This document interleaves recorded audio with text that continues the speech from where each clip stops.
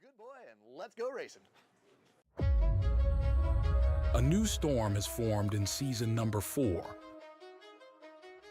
It's a grand national tour that ends near the California shores. Home track heroes take on big league talent. OGs return while fresh meat joins the fold.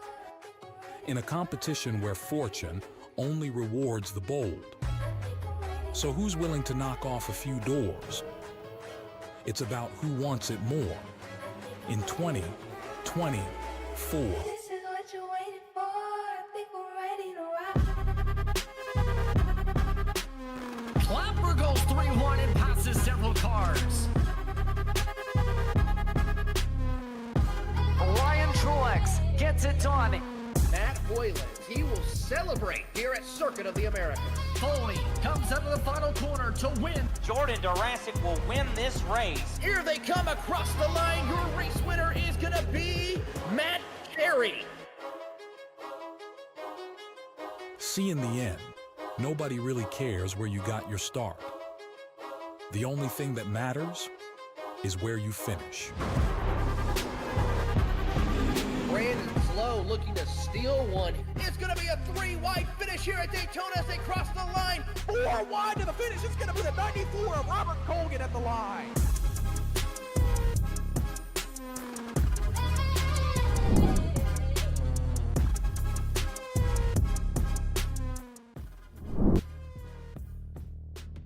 Race number 2 of the forming 16 takes us to the better Chicago track, I shall say, here at Chicagoland Speedway. Good evening, everybody. Welcome on into the Thunderclap iRacing series. We got next gens at Chicagoland. I can already tell you this is going to be a great race. My name's Nick Stein, Joe LaCastro, of course, right beside me here in the commentary booth, and Austin Derbyshire in the production truck.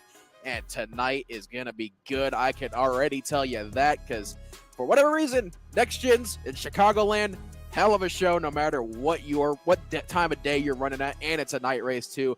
Oh man, we're gonna have a good one tonight, Joe.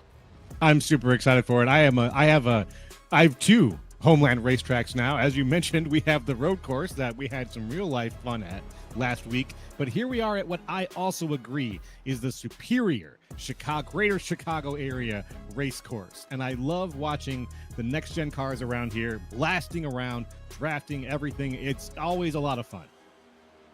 I don't know what it is here. Well, before I get to that point, we're going to let you do your keys to the race real quick, because I know you got some good ones, as you always do. I do. Just a couple here. I mentioned one briefly. Take advantage of the draft. These are next-gen cars. They're going to be able to stay up close to one another during key sections of the track where they could potentially lose each other in other vehicles. Not here. They're going to be bumper to bumper, and we're going to be looking for crews and rivals to stay close to each other as they go around. And speaking of going round and round, watch for the transition. There is a big transition between the banking part of the track and the flat portion right around the start-finish line in the tri-oval there. And you see a lot of people will dive that transition to try to get on the inside, especially towards the end of the race when every little foot of road counts. That transition can be hard to go back and forth between, though. And if you're going back and forth between it at speed, you never know. Don't underestimate turn 1. There's a turn that you're going to come flying into here at high speed, and that's usually turn 1. And at that time, if you don't respect the turn and hit the brakes a little bit or let off a little bit earlier than you might in one of the later turns, it's just not possible for you to fly through it. You're going to end up riding up onto the wall and ending someone's day. So those are my 3 keys to the race here at Chicagoland. Gonna head straight into our broadcast picks. Broadcast picks there. English is hard for me apparently tonight, but I'm gonna be taking the 21 of Tristan Bruce here. For whatever reason, he always does good in the next gen rounds. He went 3 for 3 in the next gens, I believe, this season. So he's looking for himself a good race and to get himself further solidified into the next round of the playoffs. And I'm going to go with Noah Rainwater, number 2 last race. Number 2 behind Kyle Bartels, but he's number 3 in the overall season standings. I think that he's got a chance to go. He's looked great during qualifying. Of course, our producer, Austin Derbyshire, taking 6 car of Jordan Durasic. Actually qualified a little bit further back than we're used to seeing Durasic. He's down in 9th position right now, so a bit of an off race for qualifying, at least for the 6 of Durasic, but we always know he comes through that field when it matters most. So don't be surprised if he's not up front later on. But one thing I was wanting to say a little bit earlier is, for whatever reason, the next gens at Chicagoland and Atlanta put on an amazing show. Like, we're going to be seeing 3 and 4 wide all night. We're going to be seeing power moves down into 1 and down into 3 as well. And for whatever reason, this is just going to be an amazing race, because this track is what the next gen wanted to be everywhere. Yeah. It really seems like it's the ideal NASCAR shape. You've got that perfect straight, the tri-oval. I've seen a couple of tracks that have this shape, but every time I've come back to Chicagoland, for some reason, that unique combination of the Midwest air, the build of the track, the uniqueness of the turns, in the next gen cars, it just shines, absolutely shines. And so I'm looking forward to seeing many more races here, but specifically tonight's race. As we move closer to sunset here at Chicagoland Speedway, we'll go ahead and get through our starting lineup here tonight for the second race of the Forming 16, and it is Thomas Aaron on pole by 4/1000ths of a second over Noah Rainwater, Tristan Bruce. 2 of your race picks in the top 3 there. In second and third, Bruce is going to be taking that 3rd spot, with Christopher Tate to his outside in that 4th spot. Robert Walton rounds out your top 5 in the 66, with Matt Garrett in that 6th spot in the 19. The 27, Gregory Shepsis starts off 7th tonight. Chase Albright in the 49, but showing a lot of pace recently. He's going to start 8th tonight. Jordan Durasic in the 6, he's going to be starting 9th, and Brandon Slew in the 02 going to be starting in 10th position tonight.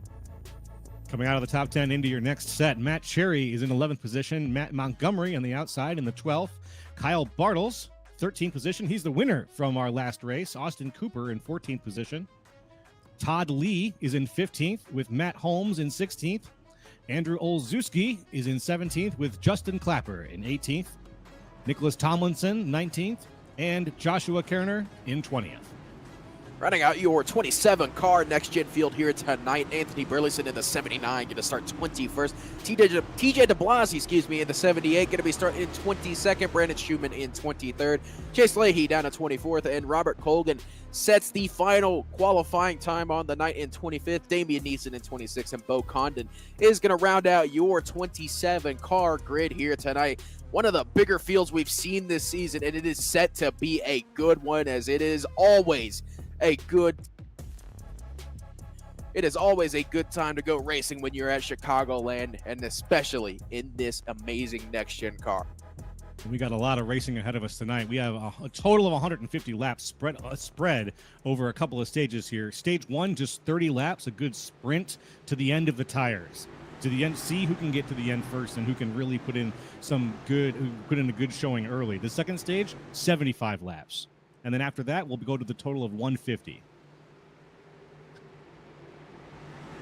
150 laps here. As you said, it is going to be a good race. Thomas Aaron, first time we've said that name up front in a while, going to be leading these guys to the green flag as he comes up to the TLC restart zone. Green flag in the air presented by Pine Golf here, and it's a pretty even start up front. I think actually Noah Rainwater may have beaten Thomas Aaron to the line there. He's getting a really good push from the 30 of Christopher Tate. Tristan Bruce now up to the rear end of the 93. They're already 3 wide for the lead here off of turn number 2. 3 wide up at the front, trying to figure out who's going to take it. Just a little bit of jostling, a little bit of play as Rainwater falls back. Tate moving forward on that outside line. You can maintain a lot of speed on that middle line, riding that groove here. And it looks like Tate is just getting his car up to speed and showing everybody who's going to be in charge for these first couple of laps here at Chicagoland. Look at this, the absolute scatter that this place is known for. You can run all 4 lanes here in Chicago. We're already seeing it in play. Aaron on the bottom. You got Christopher Tate running that 3rd line. Rainwater was up by the wall, and everyone else trying to find some clean air here at Chicagoland. To the outside, Christopher Tate took the lead down into turn number 1, but Thomas Aaron coming back on that inside line off of turn number 4. Man, that got tight with Christopher Tate in the wall there, but it looks like it's going to be Christopher Tate leading lap 2.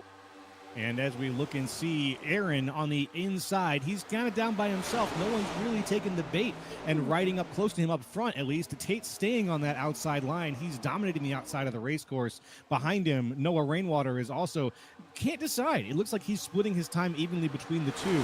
And down to the inside once again goes Thomas Aaron. I think that the inside line is good for that clean air, but at the same time, it looks like it might not be giving him any favors once he's trying to come out of those turns. He's not able to get the speed he needs to get ahead of Tate to really take charge of the column. And the way you want to play it here at Chicagoland with the amount of different lines you can run, it's a lot like driving the Indy car. Go where they're not. You want to stay out of the dirty air as much as you can in this car with the brand new diffuser these next gens have. I mean, of course, we've had this car for 2 years, but with the diffusers that these cars have, they're producing a lot more downforce there as Christopher Tate tries to block off Thomas Aaron to the bottom there, but not going to work. Well, it kind of did as it forced Thomas Aaron to check up just a little bit there, but that was really tight this early into the race. 5 laps in now, Christopher Tate still your leader, but as I was saying, these next gens with the diffuser, they produce a lot more downforce than we're used to seeing, which also produces a lot more dirty air. So it's a lot like driving the Indy car in the way that you really want to go where they're not. So that's why we're seeing everyone just scatter down into the corners, because they're trying to find as any bit of clean air that they can find right here. I mean, now pretty much everyone's starting to move to the bottom a little bit now that the newness of the tires is worn off.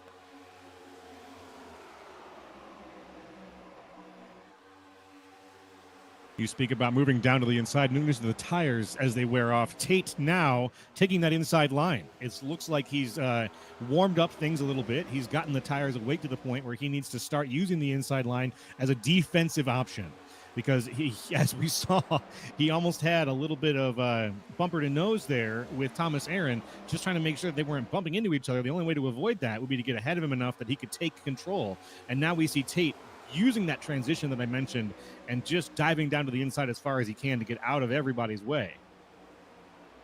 You can see Christopher Tate and Thomas Aaron starting to pull away a little bit here, but then you go back to third, fourth, fifth, and sixth here, who are pretty much nose to tail coming up off of turn number 3. These 3 are pretty much what we were expecting to be fighting for the top 5 here. You got Chase Albright in the 49, Gregory Shepsis in the 27, who are beating and banging off of 4 there. You got Tristan Bruce, who's a favorite for this race, right in front of him in the 21, and then right in front of Bruce, you got the 05 of Rainwater as Gregory Shepsis gives a mean old side draft at the 49 of Chase Albright there. But that is your top 6, and then you just go back to Hell Corner further behind them. You got like 10 cars all fighting for the same piece of tarmac right behind these guys. Yeah, there's really not a lot of shuffling going on, at least not too much right now. A few cars have moved down a position, a few cars have moved up positions. Christopher Tate is one of the farthest moving. Matt Cherry actually back in 7th position. He's up 4 places. So there's a couple of people who have moved up a little bit, but right now it's really about getting through stage 1 in one piece. I think it's figuring out who's going to sit where for a little while, but that restart at the end of stage 1, everything's going to be back on the board. I assume everyone's going to take tires. I assume everyone's going to be on a fresh outlook at that time. So it'll be interesting to see after this, kind of like we saw in the previous stage race, who comes out strong at the end of stage 1 and who's ready for stage 2.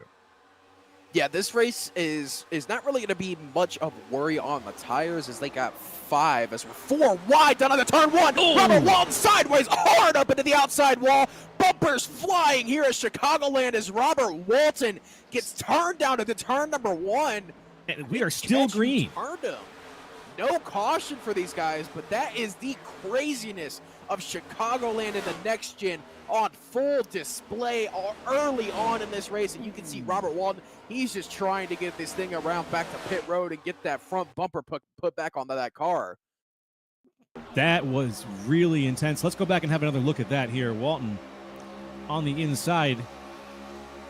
Just there's a little bit of looseness, and then they just touch doors, cross the start finish line. He's surrounded here, 4 wide. Ah, yeah, he got scared. I don't think he realized he was 4 wide. It looks like the math didn't work out, didn't add up in his favor as the cars all sort of wiggled as one. Someone had to pay the piper, and it looks like it came out there. Still green, though, here, lap 12 of 30 in stage 1 at Chicagoland.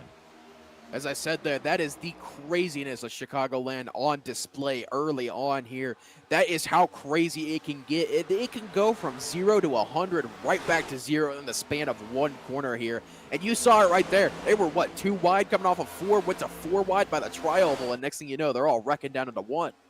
That 4 wide, wow, that was, it makes you wonder, like, what, I guess you just see an opportunity, you're going to go take it, but putting it 4 wide at the time that your tires are awake, once you're starting to get into the groove of following, trying to find a line of your own at this track, 4 wide's got to be not much of an option at this point in the race. It seems so dangerous, but I guess you got to do what you got to do. Here's the thing. I ran this car nonstop last year for the better part of 8 or 9 months, and I haven't touched this car in 6 months, but I still know this car like the back of my hand. And right now is about the time where the tires are starting to come alive. This is where the tires are going to start to be at their best. So this is where we're going to see the most aggressive moves. You see it right there. Offset 3 wide further back here. Brandon Slew, I believe Chase Leahy was in that as well. Maybe Todd Lee as well, as they were offset 3 wide. Here comes Kyle Bartles around the outside. But as I was saying, right now this is where the tires are alive. In these temperatures, there's a little bit of contact there. Justin Clapper getting into the rear end, I believe. Is that Brandon Slew? Yes, that is. I believe Brandon Slew. It is but yeah, a battle as I was saying, here. They're really chewing each other up. Fight to the death here. Is up front. We're going to have a battle for the lead here as Thomas Aaron makes a move to the inside of Christopher Tate in the 30 machine. This is for the lead here. Thomas Aaron finally gets back up to Christopher Tate in the UNT machine. Off of turn number 4, side by side to the line. Christopher Tate will lead this lap, but for how much longer is that 30 going to be in this lead? Way down to the inside went Chase Albright. Behind them there, they've got a couple other cars that are just trying to take advantage of all the weaving going on ahead of them. It looks like... As you see there... Do we have contact there? There may have been a little bit off of turn number 4. They're getting tight there as Thomas Aaron tried to side draft the 30 of Christopher Tate there, but ended up backing out and got really loose on the inside. Now Noah Rainwater to the inside. This is for second spot here. Noah Rainwater in the 0-5. One of your playoff drivers as well. So you got 5 playoff drivers in your top 6 right now. The only non-playoff driver is your leader, Christopher Tate, and you got 5 hungry playoff drivers right behind them. Thomas Aaron in Tate's mirror right now. Not even in his mirror. All he got to do is look to his left, and he's going to see him inching ahead around this turn. Once again, going back and taking the first place position. Not quite fully ahead. The nose would get chopped right off, and it was to move right down that 30 car. So the 93 and the 30 still too wide, as the rest of the field also looks a little bit like they're copying the battles going up in front. There's some too wide going on all the way down the track, it looks like, even though the first pack here that you mentioned, our pack of playoff hitters, they're constantly shuffling around each other. The situation here at Chicagoland is one of constant little battles, and it's been just a really entertaining first stage so far.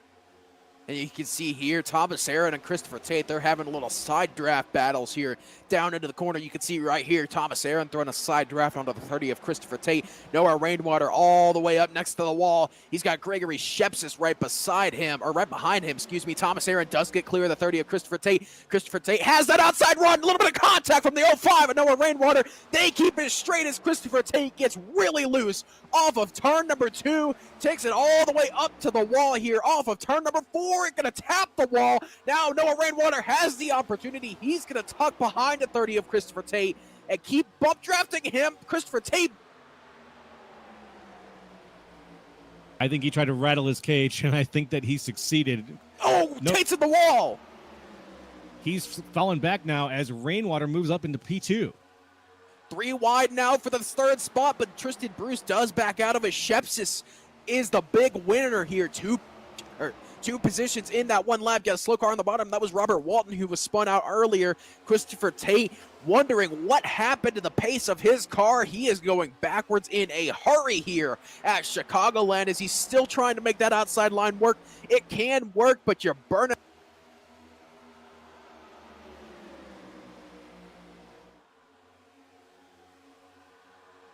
Got it here at the lead. Thomas Aaron, Noah Rainwater, Christopher Tate in 3rd place. Tate on the outside now.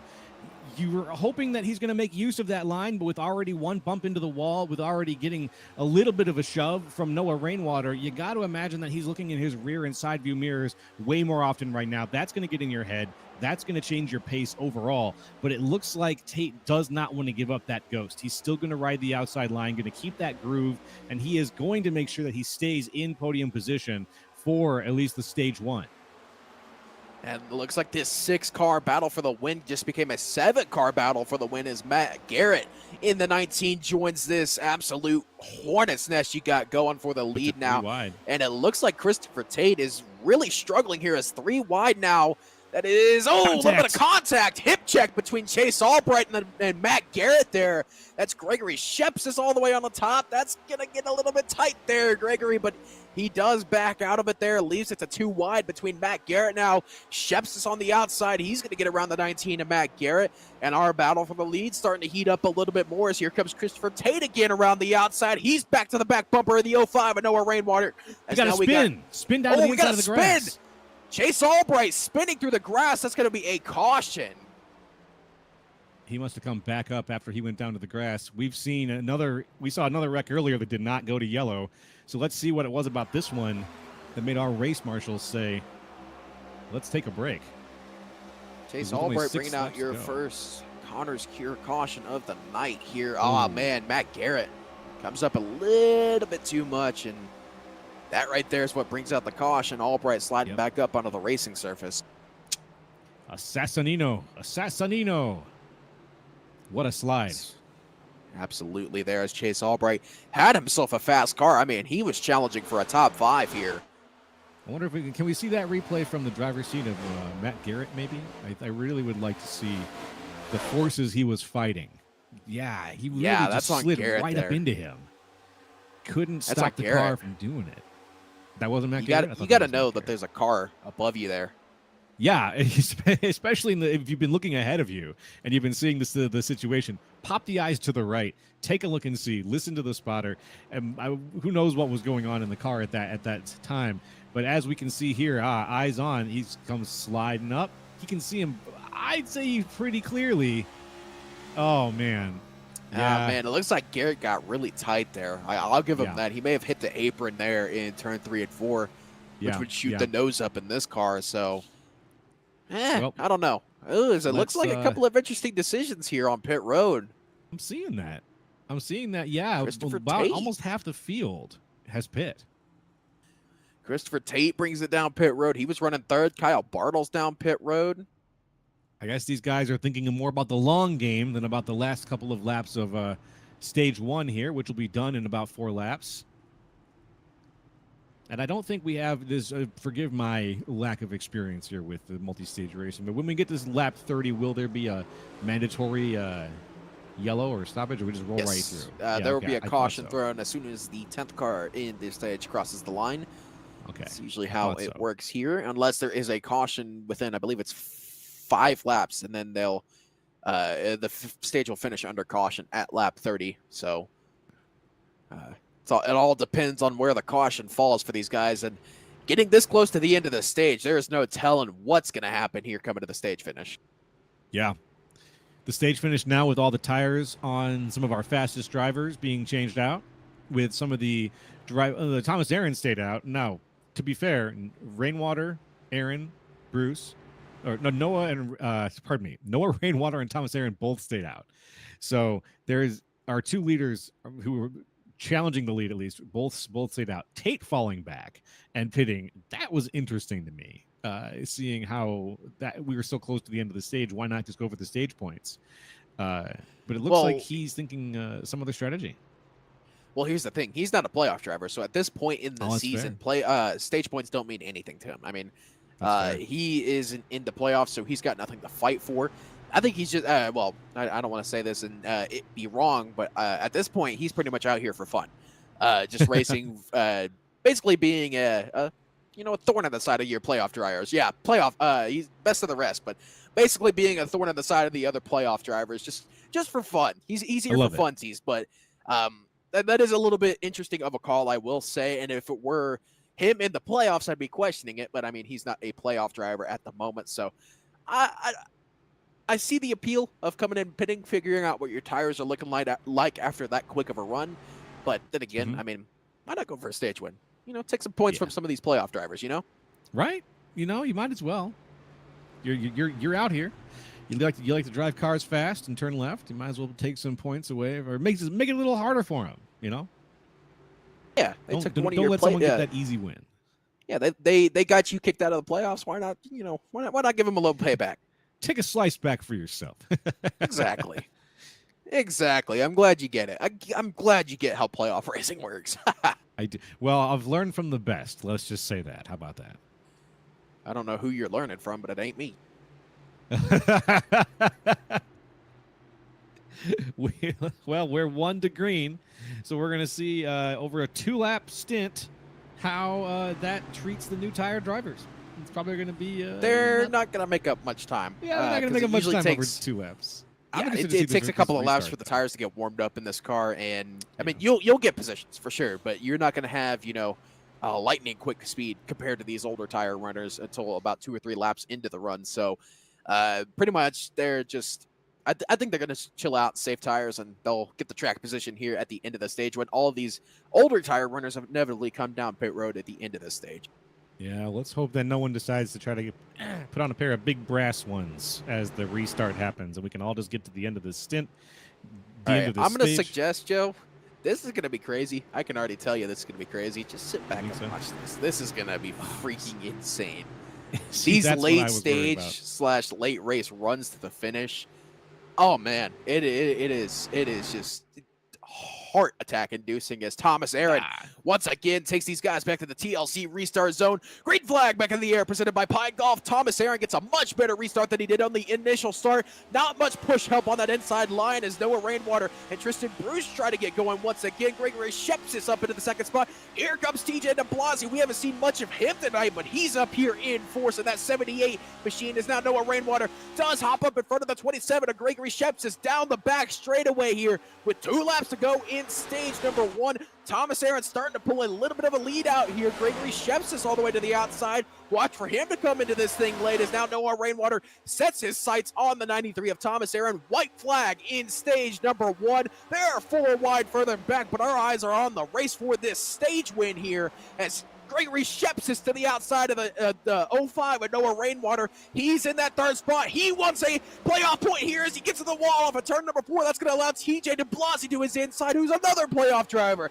You got a lot of playoff.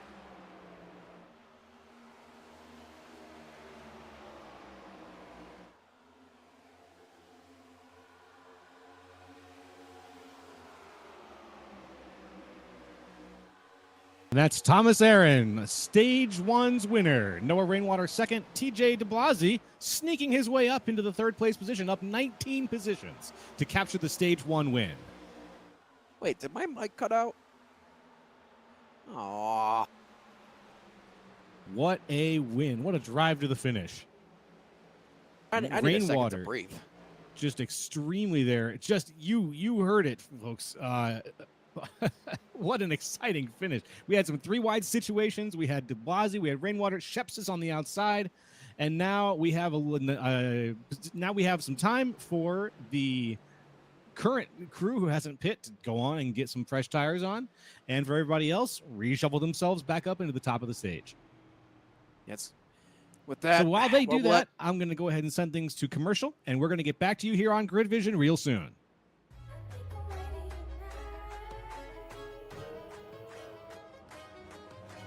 Travis Pastrana here, and you are watching the Thunderclap iRacing Series. Grab a good boy and let's go racing. I think we're ready to ride.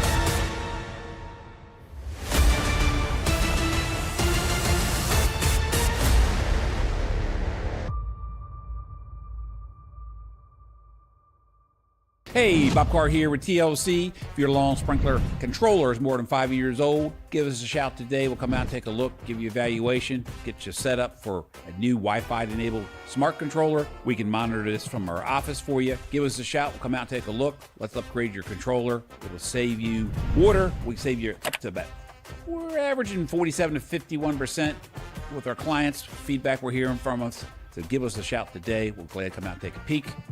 Talk to you soon.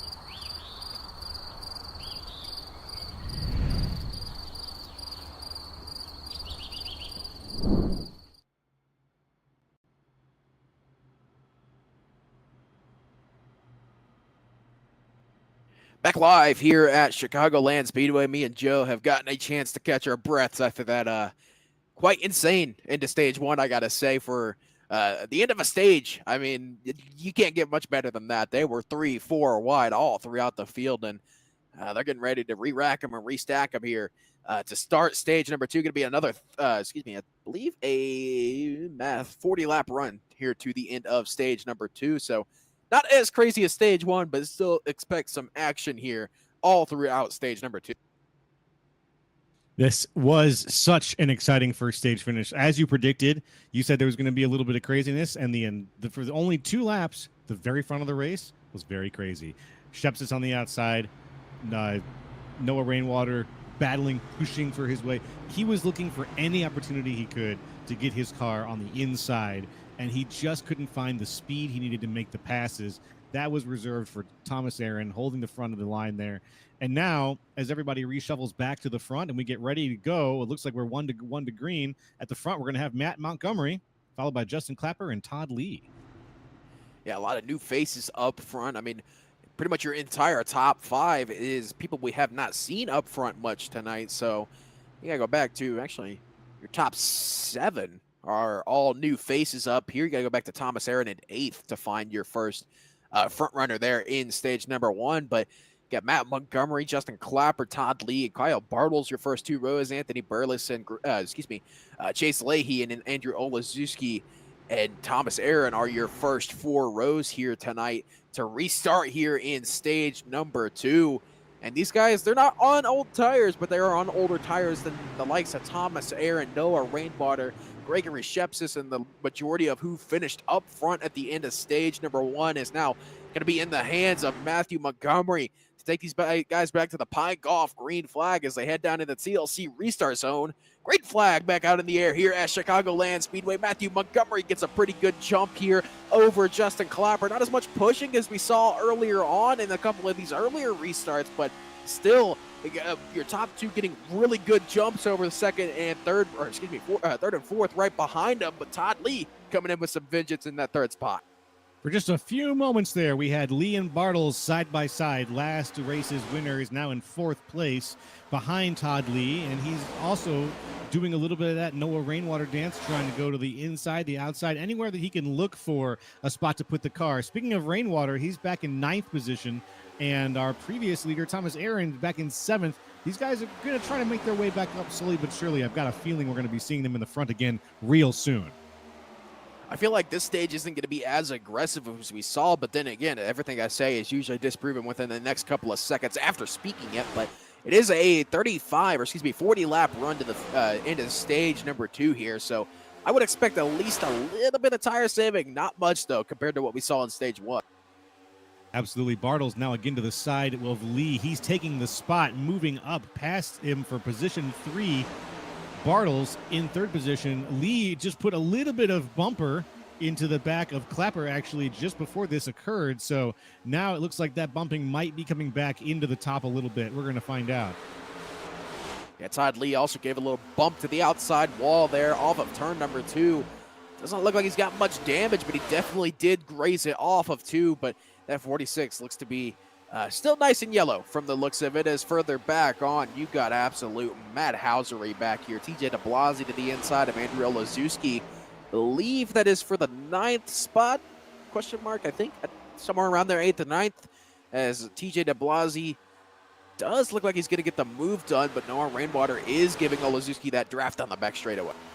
He is, and he's moving down. He's following him. Noah Rainwater closely behind Thomas Aaron, trying to recreate the situation at the front of the race. Earlier, we saw, speaking of at the front of the race, down across the transition goes Justin Clapper, trying to see if he can get just a little bit of speed on the inside from Matt Montgomery. But Montgomery also using the inside line, as the front 5 or 6 cars now are just lined up, using each other's draft, maintaining speed, and looking for the inside on any turn that they can get it on. There again goes Clapper down to the inside, thinking he's got the speed in this turn.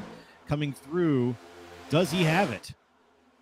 It doesn't look like it. Is Montgomery going to have the run off the top, but Kyle Bartles is pushing Justin Clapper. He's going to look to the middle down into turn 1 and 2. Nothing going to happen, as it looks like Montgomery having a little bit of connection issues there. But Bartles did think about 3 wide down into turn number 1. Thought it was a little bit too early, as now he's to the back bumper of the 63 of Clapper down into turn number 3. Going to give Clapper a pretty good shot, give himself a chance to get that lead. He does clear the 9 of Matt Montgomery, but Montgomery does attempt the switch back here off of turn number 4, but it'll still be Justin Clapper, your new race leader. New race leader, but for how long? The inside line is a fast line here. As soon as I say that, of course, Montgomery falls back just a little bit, looking to fit his car between Bartles and Clapper, but I don't think he's going to be able to do it as he falls back another position. Oh, don't look now. You got Thomas Aaron and Noah Rainwater coming back up into this battle. This just made this, 5-car battle, 6-car battle, a 8-car battle. For the lead, as Anthony Burleson now having to deal with the likes of both Thomas Aaron and Noah Rainwater, and he's just going to get bullied. He is just going to get bullied here, it looks like. Yeah, back and forth. Rainwater has been such an impressive. Ooh, did we have contact on the wall there? A little bit of a hip check there. I thought I saw between Burleson and Aaron. It's all right. Down to the inside. Looks like Montgomery's got to deal with Todd Lee now, hot on his trail, trying to maintain the 7th place position. Montgomery was leading pretty solidly. He's still holding on to 3rd place, but that fallback, it really seems like it might have put him back in a more comfortable place for him to drive. Bartles, what a hard driver from the last race that we saw. We know that he's got the fire in him to really put some numbers on the board. Clapper and him are having a beautiful battle at the front of the race, but I still think that we're going to see Rainwater and Aaron, this unexpected rivalry, sneaking their way to the front bit by bit as we see it right now. Oh, Leahy and Todd Lee getting a little bit close for comfort off of turn number 4. A little bit of contact between the two off of turn number 4. Both keep it straight as a 3 wide further back. Thomas Aaron and Anthony Burleson and Noah Rainwater were 3 wide for a moment. They're still 3 wide here as Burleson stuck in the middle. Thomas Aaron gets clear of Burleson here. Here comes TJ DeBlasi now, and I believe Andrew Olazewski get back into this thing. Rainwater now driving the upper outside line, similar to what we saw earlier with Christopher Tate. Tate now very far back. I think Tate, did he have some car trouble or did he get into a wreck? He's back on lap 31. Pit stop. He came down back. Yeah, he's back on lap 31, so I think there might be still some work being done on his car.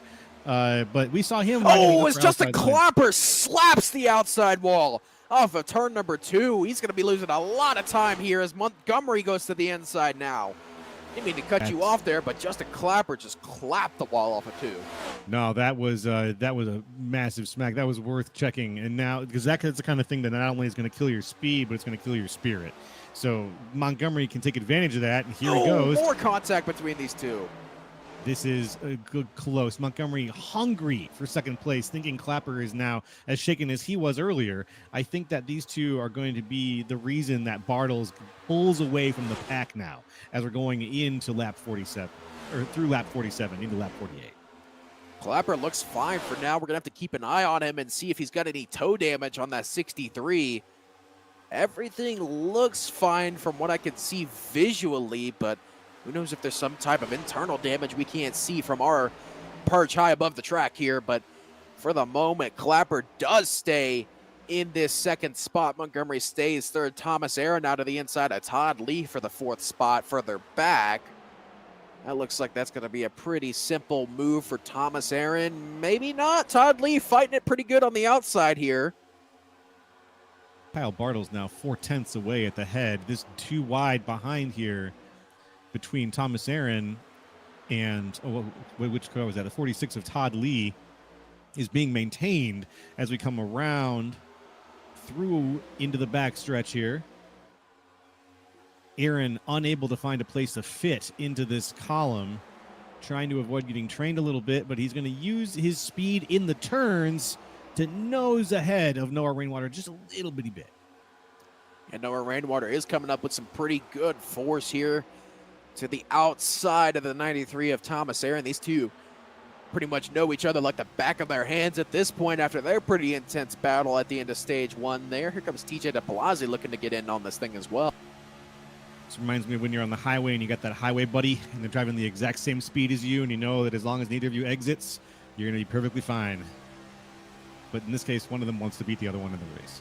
So it's a little bit different. Yeah, and they're going a lot faster than you would on the highway. I would be concerned if you're doing 187 miles an hour on the highway. Anywhere outside of Germany, I'd be concerned too. Got to get some Autobahns in the States. That's a good idea, right? Sure. We'll go with that. Why not? Fair enough. I had to think about that for a second. I was like, wait, Autobahns, what? And then it kind of clicked in my head, brain fart moment. But you see TJ DeBlasi to the outside of Thomas Aaron. These guys have been at each other's throats pretty much all night here. As now, I thought they were going to go three wide for a moment there. And Olazewski thinking better of it here as Thomas Aaron still trying to get past TJ DeBlasi there. A little bit of a hip check there from Aaron, and Thomas Aaron's followed back quickly. I don't think fall off is going to play a huge role here right now, given how much shuffling is going on with people going left and right using the upper part of the track, the lower part of the track. And we've seen that the only split is about 7 laps between people who took tires and the second crew who took tires. So they're all mixed together right now. There's a huge mix of people who are on lap 25 and who are on lap 32. And we're seeing at the front, Noah Rainwater. He's one of the lap 32 guys. But the top 3, they were all some of the first 3 to take tires. So by the time that their fall off begins to happen, will they start to naturally settle back? Or is all of this hard driving and passing going to cause trouble? You see there, Matthew Montgomery and Justin Clapper make a pretty good deal of contact off of 4 there. That's going to allow Noah Rainwater to the inside, 3 wide as Montgomery just backs out. He's like, Noah Rainwater, you can have it, bro. I don't even want to fight that hard for position. As now Noah Rainwater and Justin Clapper side by side. There, door breaking down the back straightaway. Justin Clapper gives him the hip check. And there goes his mic. Justin Clapper hip checking him. 3 wide again coming around the corner here. Oh, and more contact between these two. All at each other's throats here. Todd Lee to the inside now with Noah Rainwater. They're 3 wide once again for this 4th spot. As now Noah Rainwater to the inside of Justin Clapper once again. What a switcheroo. Constant switching going on here. Huge driving at the front. 63 pulling forward. Justin Clapper taking the spot from Noah Rainwater. Man, as I always get too excited and my mic cuts out. It makes me so sad because I just want to talk through these exciting moments here as Justin Clapper still on the outside of Noah Rainwater. They're side drafted. They're making contact once again. Going to get a little bit of tight down into turn number 1 here. And it looks like Noah Rainwater getting a little bit tight. TJ DeBlasi takes the space. Noah Rainwater leaves. They're going to be 3 wide off the corner. Clapper backs out of it. Here comes Thomas Aaron to the middle of TJ DeBlasi and Justin Clapper here. I'm having trouble just keeping up at this point. It's like watching a game of 5-card Monty. Follow the queen as it gets shuffled. These cars, the bumping that they've been doing without losing control has been extremely impressive. The downforce this car has, the recovery possibilities. No, I'm with you. I'm on the edge of my seat right now. Oh, man, it's TJ DeBlasi and Thomas Aaron making a little bit of contact off the corner there. They're going to single file and take a breath for just a second as Todd Lee now to the inside of TJ DeBlasi. This is for, I believe, fourth or fifth spot here as Todd Lee makes a little bit of contact with TJ DeBlasi there, and once again get a single filed out. And right there, folks, that's how quickly it could go from 0 to 100 to 0, getting right back to 100 as Justin Clapper makes a dive bomb, trying to go from for the 2-for-1 here in turn 1. Not going to work here. He's going to block the move from Todd Lee, but Todd Lee still does not take no for an answer here. He gets back to the inside of Justin Clapper, and now TJ DeBlasi and Justin Clapper make a little bit of contact. DeBlasi gets loose as Clapper has to check up and concedes the position to the 46 of Todd Lee. DeBlasi with a little bit of damage to his front right. He got loose, caused that column to hit the brakes just a little bit, and now the lead is stretching. It has stretched out a considerable amount. You've got a half a second from Bartles to Montgomery. From Montgomery, you've got 4/10 back to Rainwater, and then there is the battle going on behind Thomas Aaron. DeBlasi right now being bullied by Todd Lee. Can he hold on? Here comes Matt Cherry a little bit further back. He's looking to the outside of Andrew Oleszewski. Todd Lee now side draft in the 78 of DeBlasi for everything it's worth. Oleszewski throws a side draft on the 63 of Justin Clapper. They're going to make a little bit of contact down into turn 1 between DeBlasi and Lee. And now this battle has gone from 2 to 50 here, as a lot of cars are now catching Todd Lee and TJ DeBlasi, who've been side by side for the better part of the last 4 laps here, as Justin Clapper now kind of the only one who isn't side by side here. He's about to be 3 wide with Matt Cherry and Andrew Oleszewski. They're going to be offset 3 wide here for just a moment, but Matt Cherry to the inside of the 63 of Justin Clapper, and all hell breaking loose behind him. Matt Cherry breaking loose. Colgan also looking for positions. Clapper just keeps falling back a little bitty bit, giving up positions on the inside over and over again, as the rest of the field, a little bumping between him and Matt Cherry. They are door to door now, touching still. Clapper holding on the outside. He's in a tight spot, getting the squeeze from Matt Cherry and from Colgan behind him in the 94. Oh, they're going to be thought about 3 wide for just a moment there between Clapper, Cherry. Oh, man, how many cars are this? That is 1, 2, 3, 4, 5, 6, 7, 8 cars all fighting for the same piece of tarmac here, and it doesn't look like it's calming down anytime soon, and I, for one, am glad for that. These boys put on a show here at Chicagoland. Absolutely. 9 laps to go in stage 2. What a show. And what a show for like position 6, position 5. They're racing so hard, and the 3 wide. Oh, they're 4 wide. Matt Garrett almost goes sideways. Brandon Slew makes a little bit of contact, but they all keep it straight. Matt Garrett now. Tristan Bruce and Jordan Durasic 3 wide at the back of this pack, but Matt Garrett almost made a bunch of cars scrap some metal there. I love that you can use the apron at Chicagoland to reset yourself. If you're going off a little bit, if you can make it work, the apron can be a place you save your car, you come back up onto the course, and you say, no, I'm not done yet. You may have bounced me, you may have hit me, but I've got control of this vehicle. I haven't even given up a position. I'm coming back into this race. Now, reminder, this is from 8th back to about 13th or 14th that we see on screen here. And this has been probably the calmest battle of the night to this point. I mean, we're 64 laps into this. We are Go on. Sorry about that. A little bit might cut out. I hit another key on my keyboard, but we're 64 laps into this 150-lap shootout, and these guys have been at each other's throats all night. It's Saturday night short track racing as they're 4 wide off of turn number 4. Oh, Matt Holmes gets a little bit loose. Oleszewski and making contact with a lot of people. Matt Holmes gets a little bit sideways from a tap from Andrew Oleszewski. They all keep it straight, though, as now down into the corner can be Matt Holmes leading this absolute hornet's nest. Holmes in the front there. Durasic to the inside. Had to eat the apron for just a split second, but he's going to keep it 2 wide right now with Tristan Bruce. He's sneaking his way up, still not quite looking to put his car inside of the train that is forming there on the outside. We got a lot of battles all over the place. Got a battle for 5th. Colgan and Cherry side by side a little bit further up here. It's pretty much single filed out through your top 4. Things really starting to calm down as we're inching closer to the end of stage number 2 here. Reminder that end of stage 2 is lap 75 here, so we got about 9 or 10 laps to go before we see the end of that stage, and it has been crazy all throughout the race to this point. We saw the exciting race to the end of stage 1. It has been nothing but action-packed, just pure adrenaline between pretty much the entire field all throughout stage 2. And if transitive properties have taught me anything in school, stage 3 is about to be even better than stage 1 and stage 2 combined. If the amount of fervor and fever and fighting we've seen in stage 1 and stage 2 holds over and they add together like you say they're going to, we are going to see some beautiful racing out of these boys coming up later in the race. This has been an extremely exciting first 2 stages. At the rate we're going, we're going to see Nick Stein have a heart attack live on stream with the way they've been racing. Let's talk a little bit about the race for first, how it's tightened up a lot. Bartles, Noah Rainwater is right on his case there. Yeah, you got Matthew Montgomery kind of lurking in the shadows as well for this battle for the lead as we're on board with the 05 of Noah Rainwater. Kyle Bartles still running that middle kind of second, third kind of groove here. Noah Rainwater has been looking for any grip/clean air that he could find in the 05, but hasn't been able to really get past the 95 of Kyle Bartles here. Matthew Montgomery, once again, still lurking in the shadows here. I think he's just there in case any of these two make a mistake.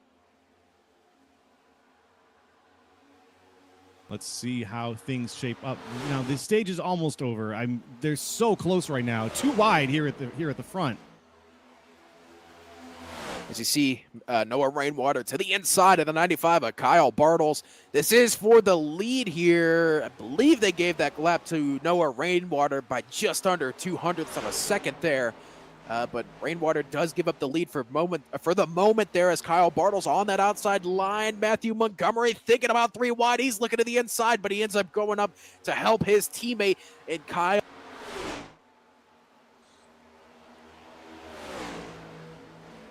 Bartles has the run down into the corner here. Off the corner, Rainwater does get clear of the 95 of Bartles. New leader, Noah Rainwater. Once again, Rainwater making it clear that this might be his race tonight. He made his way up from about middle of the pack where he started in stage 2 and said, nah, I'm going to take stage 2. That's going to be mine. After, I think, was he the winner for stage 1? Who won stage 1? It was Aaron, actually, won stage 1. Rainwater was very close. But now we got Rainwater coming across, and it looks like we only got a few more laps left, 4 laps left in stage 2 before things are over here. And at the top, we got Rainwater, Bartles, and about 6/10 back, Montgomery. Yeah, actually, Montgomery fell off these two because he thought that lap 70 was the end of stage 2. So he checked up expecting a caution, but he was still in the battle for the win. So it looks like he's actually starting to catch up just a little bit. And look right behind him, you got stage 1 winner Thomas Aaron lurking in the shadows a little bit further back behind Matthew Montgomery in that 9 machine. And this battle for the lead may tighten up a little bit. There's no telling here as Rainwater is starting to pull a little bit over Kyle Bartles. He's going to have to hold on for just a few laps longer. Bartles now trying to put that monster machine down on the inside. Can he make it? Doesn't look like he's got it on this run at least, but he's keeping in the back of Rainwater's mind. He's telling him, I'm not going anywhere. You are going to have to deal with me until the end of this stage and then probably then some. It looks like Kyle Bartles is kind of stuck in that dirty air bubble. You get within about 1/10.5, and for whatever reason, you just cannot catch any closer with the draft. And it looks like Bartles is stuck in that, so he's going to need to send a dive bomb here with 2 laps to go in the stage. Well, let's see if he can send one. It's not looking like it's happening. In the meantime, coming back around, is there anyone else that is in position? And as I think the whole field has stretched out enough by the end of this stage that the hard battling we saw during the sort of the 2/3 mark there has started to cool off. As contact in the wall, I think Bartles just bounced off the wall behind Rainwater. It is the white flag here in stage number 1. Bartles slams the wall off of turn number 4, pretty much giving no shot at him to win the stage. As I say that, though, Rainwater is a little bit tight off of turn number 2. Bartles is still with a chance in this stage. We'll see if he makes the move. He looks to the inside, sends the dive bomb down to the inside. Rainwater gives him the room off the corner. A little bit of contact, but this is going to allow Noah Rainwater, who slaps the wall off of turn number 4, to win stage number 2 here at Chicago. Rainwater with a hell of a drive, driving so hard he just sacrificed the car against the wall, made sure that he got his finish with his points, looking beautifully. What a finish, too. Using the wall, practically, knowing that he was going to have to drive so hard out of the exit of that turn in order to get to the position he needed to be to cross the line first. That's how you use your vehicle. Noah Rainwater takes stage number 2 here at Chicagoland. That is going to be the end of the stages here tonight. We're going to go ahead and send it to a commercial break here at the end of stage number 2. Stay right here. We'll take you to stage number 3 and what is expected to be an even more exciting run to the finish here at Chicagoland.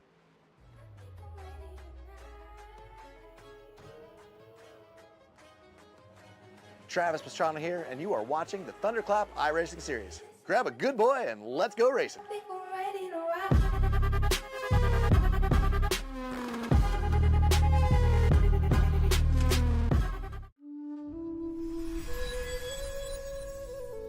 In a distant kingdom, in a magical realm, there lived people who faced dreadful drainage problems on their lawns.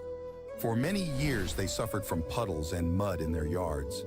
Until one day, the saviors from TLC Company appeared with their magical shovels and lifted the wet curse from the kingdom's residents. Forget about puddles and mud. With us, your yard will become a genuine fairy tale nook.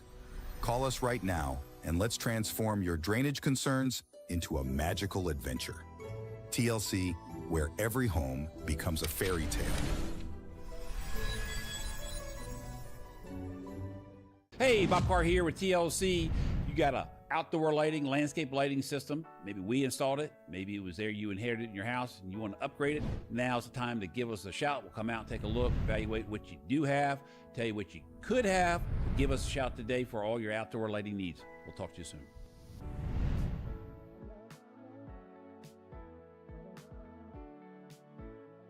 Hey, Bob Carr with TLC.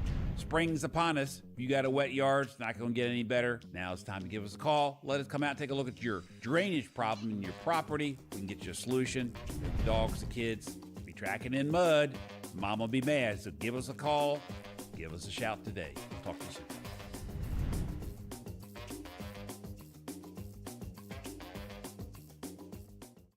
TLC is the best in lawn sprinklers, outdoor lighting, holiday lighting, yard drainage, and more. Let us take care of your project. Get your free, no obligation estimate from TLC today. Hey, Bob Carr here with TLC. Hope you guys are enjoying this race. Let's take it down to the booth and get updated on what's going on.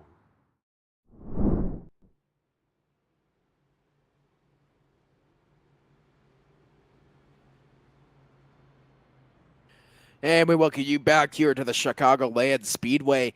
Pit stops were in order here under commercial. Is not really much change here for position. Kyle Bartles did lose a couple of spots. Matt Cherry gained a couple, but other than that, not much change in pretty much the better part of your top 10 here as we get ready to re-rack them and restack them for stage 3. And it is going to be a, if I can do math here, 50 lap run? 60? Nope, 70 lap run. 70-lap run coming right up. We're gonna re-rack them. I like that term. We'll use some billiards terms here. We're gonna re-rack them for the third stage and see if we can have a nice long Sunday drive with no wrecks at all. Of course, we're not gonna break them. We're gonna go ahead and get ready for this now. What is your prediction for stage 3? What do you see happening in stage 3 here? Wrong tab there. Sorry about that. I expect more of the same. You know, crazy racing to start as people start to wear the tires out. I think things are going to kind of stretch out just a little bit between the field. But, I mean, you never know what's going to happen here at Chicagoland. I've seen this race be a caution fest. I've seen this thing run green to the end. There's no telling what's going to happen in this race. And, oh, boy, if we get a late caution, oh, boy, I don't think my heart can handle it. That's going to really stir the pot. I predict Jordan Durasic is going to make his move during this stage, and we're going to end up seeing him in the top 3. I predict that Matt Cherry is also potentially going to make a bit of a move. I'm watching. It looks like Noah Rainwater right now is having a little bit of fun with the transition. But Noah Rainwater right now, our current leader, he made his way back up from halfway back in the pack during stage 2. So there's a very good chance that he holds on to the lead, or at least, defines the lead here for a good portion of stage 3, as we are 1 to green. Well, I will say Jordan Jurassic is dealing with a little bit of toe damage in that 6 machine. He was a part of that 3 wide incident with Robert Colgan. No, not Robert Colgan, excuse me, Robert Walton. Earlier on in this race back in stage 1. So he is dealing with toe damage in that 6 machine, but he is up in that 6th spot. So we'll have to see if Jurassic is able to make his move late on in this race, but it's going to be Noah Randwater, Matthew Montgomery leading these guys back to the TLC restart zone. Green flag back out in the air here, presented by Pine Golf at Chicagoland, and Rainwater jumps out, and he jumps out fiercely here as Thomas Aaron also gets clear of Matthew Montgomery. Montgomery got caught napping there a little bit at the restart. He did, but he got down into the train. He needed to be in to avoid getting, completely lost. He was in line with Aaron, in line with Bartles, and he didn't give up that position. Didn't go up to the outside like we saw Tate earlier, like we've seen Rainwater do. Well, he stays on the inside. Montgomery has been doing that, and that's been paying off for him. You see, things are starting to calm down a little bit here. I mean, as I say that, they're thinking about 3 wide further back on in the field, but I think people are just wanting to save some tires possibly here and try to run this fuel run out as long as they can, just to set up for that pretty much all-out push to the finish that we're expecting to see at the end of this race. But remember, 70 laps to the end, so there is going to be a green flag pit stop in this 3rd stage for these guys, as they are running with the reduced fuel here. So there will be green flag pit stops. Unfortunately, I could not tell you, as we got a caution on the racetrack. Second Connors cure caution for cause tonight, as Chase Albright once again. Yep, down to the inside. It looks like he went to cut the grass. I'm not sure if it was, I think it was a one-man wreck. Groundskeepers hate him. Gophers want to be him. Sure, we'll go with that. As you see, got a replay off of turn number 4. Does he just catch the apron? Oh, no, he had some help. Nope, it was some help. Yep, I only saw the aftermath of that, but it looks like he did get a little bit of the old 1-2, which sent him around and out. Yeah, you better call TLC and fix that grass. One of the main sponsors here at one of the main sponsors here at Thunderclap. Always got to thank those guys and everything they do for the Thunderclap iRacing series. And man, it has been such a good season to be able to call these guys races. Absolutely. And when you see that, they should have a promo that when someone goes off and messes with the grass on the inside, that they give you like $10 off the deal or something. Like, like in baseball when the guy puts it into the Big Mac zone and then everybody gets a free sandwich the next day. I don't know what baseball teams you're watching, but I'd like to become a fan. St. Louis Cardinals, baby. The best team in baseball, according to my parents. Ew. I'm only saying ew because I'm a Texas Rangers fan, and I have had my fair share of fights with Cardinals fans. I take no offense. My favorite professional sport is pre-written before the matches even begin, so I don't really have a foot to stand on. Oh my God, did I meet a fellow WWE fan? What's good? We'll have a lot to talk about later. Oh, yeah. That's for sure.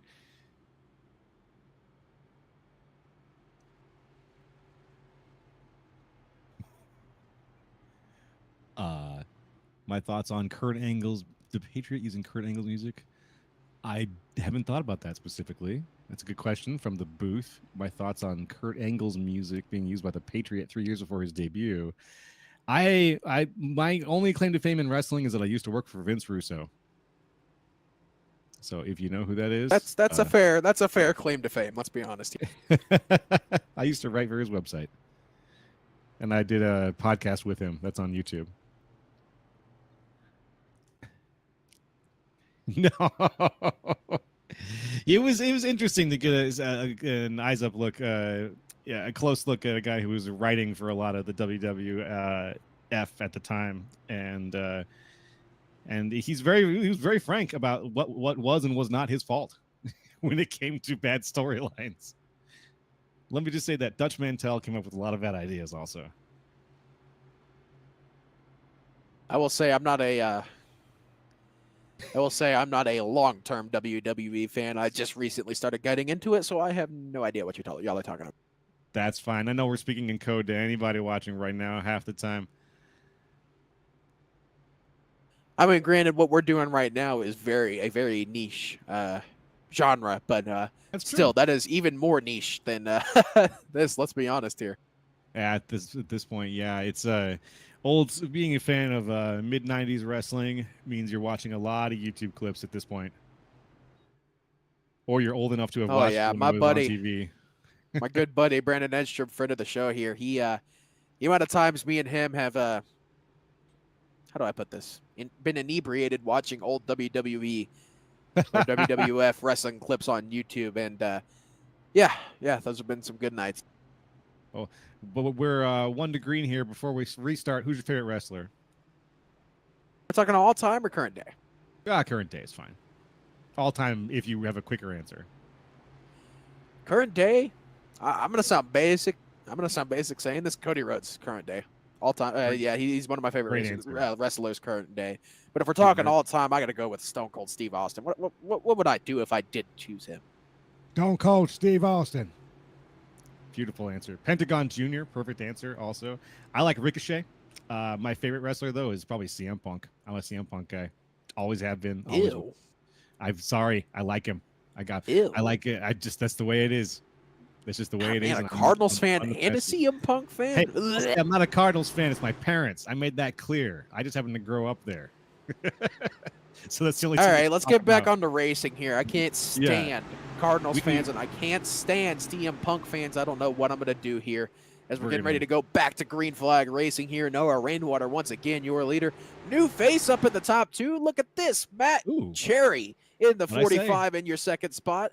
TLC restart zone here. Green flag back out of the air as Noah Rainwater. He gets a decent jump here. Not as good as his others, but still gets a really good jump over the field as now Matt Cherry and Thomas Aaron side by side for your second spot here. Matthew Montgomery, Kyle. Oh, I cut out again there. Sorry about that. But as I said, things starting to kick off a little bit more on this restart. Absolutely. It was Thomas Aaron and Rainwater at the front. Matt Cherry, who I said was going to make his move during the stage, has made a bit of a move. He's now in second place. Aaron falling back to third. They've recreated the front that we had much earlier in the race, and now I'm expecting this to be a bit of the status that we see. I want to see who else is able to sneak up in here, but Matt Cherry is clearly not satisfied with second place. Even though behind we've got several 2-wide, even looks like we've got some 3-wide going on. Matt Cherry is also challenging the lead for a 2-wide position as he makes his move right now. To the inside, Matt Cherry to the inside of Noah Rainwater. Rainwater's just going to let him have it. It's probably the easiest pass we've seen all night as Matt Cherry, your new leader here at Chicagoland Speedway. Thomas Aaron now looking to get around Noah Rainwater for position here. You got 1, 2, 3, 4, 5, 6, 7, 8 playoff drivers in your top 8 and a few more further behind, and all your playoff drivers showing out in force here tonight. Really a very, very true. Still 2-wide at the front. Refusing to give up the ghost is Noah Rainwater, but he's going to have to get in line. Aaron's not going to let him have it. Or is he? Aaron falling back now to put it 3-wide almost. Oh, not quite. Sliding back down to the inside.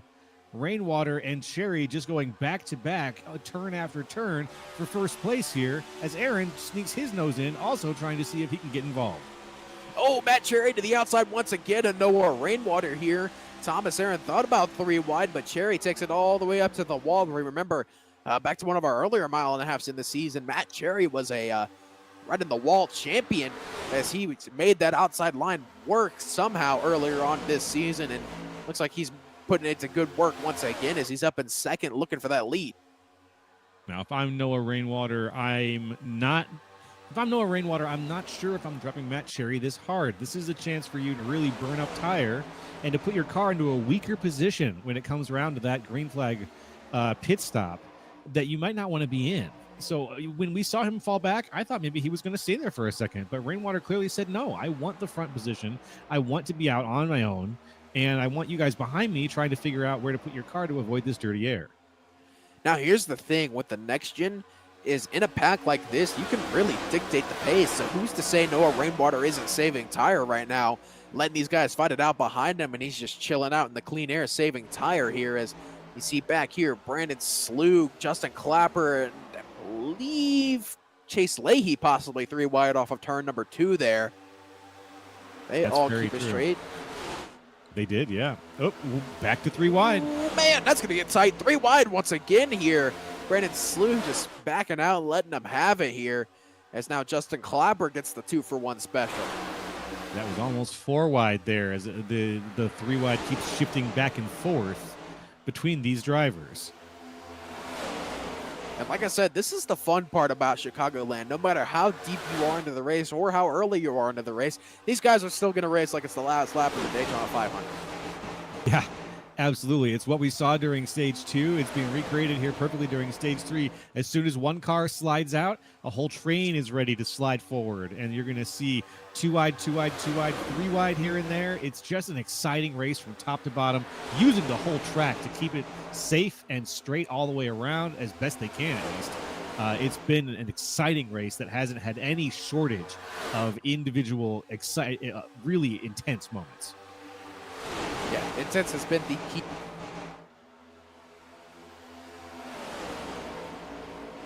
You cut there? We lost him for a second. Maybe. Oh, I'm here. Sorry, I'm being an idiot. But as I was saying, intense has been the word of the night. I mean, we've seen 3 wide, 4 wide. I think we even saw 5 wide at one point earlier on tonight. But it has been intense nonstop, and I'm starting to kind of lose my gusto here, and we're only 95 laps into this thing. You do need to keep that tank a little full, pal. We're just now getting to the triple digits, only 5 laps away from lap 100. Yeah, you've been keeping me on the edge of my seat as much as the drivers have been. It's been an exciting race, so reacting to it appropriately. Whoa, big dive in here from Thomas Aaron. Well, isn't that the job of a commentator, to keep everyone on the edge of their seat? Absolutely, mission accomplished. And we have no shortage of good material. That is fair, as now side by side for the lead. This is your stage 1 battle. Here is Thomas Aaron and Noah Rainwater side by side for the lead here. Almost a little bit of contact between the two off of turn number 4. Battle for the lead kicking off. You got 8, 9, 10 cars all with the chance at getting the lead. Here is now Thomas Aaron to the inside of the 05 and Noah Rainwater. Does anyone think about 3 wide this early into stage 3? Not at the moment, but don't be surprised if we get further on to this race. They're going to start sending it 3 and even 4 wide down to the corners for this win. Now, we've seen 3 wide happen as a result of cars falling back before here, and they get split as they fall back a position or two. We've seen it as the aggressor moves up to the outside line and tries to see if they can use it. But now, look, all the cars are staying down to the inside on the turns, coming up a little bit. Nope. Now, right as I say something, we got some people riding the outside groove, but that inside line seems to be where people want to be a lot of the time, as Rainwater now falls back into a secure second position. Oh, as blocks being thrown here. Thomas Aaron tried to throw the block on Noah Rainwater, but Noah Rainwater said, no, sir, I want this lead back. Slide job complete off of turn number 4. And who is to say Thomas Aaron's not going to make a move back into turn 1 and show him, hey, if you can do it, I can do it better. But no move as the bump. That was a 1 lap lead change. Very exciting stuff. The 1 lap lead change, switching Noah Rainwater back into the first position.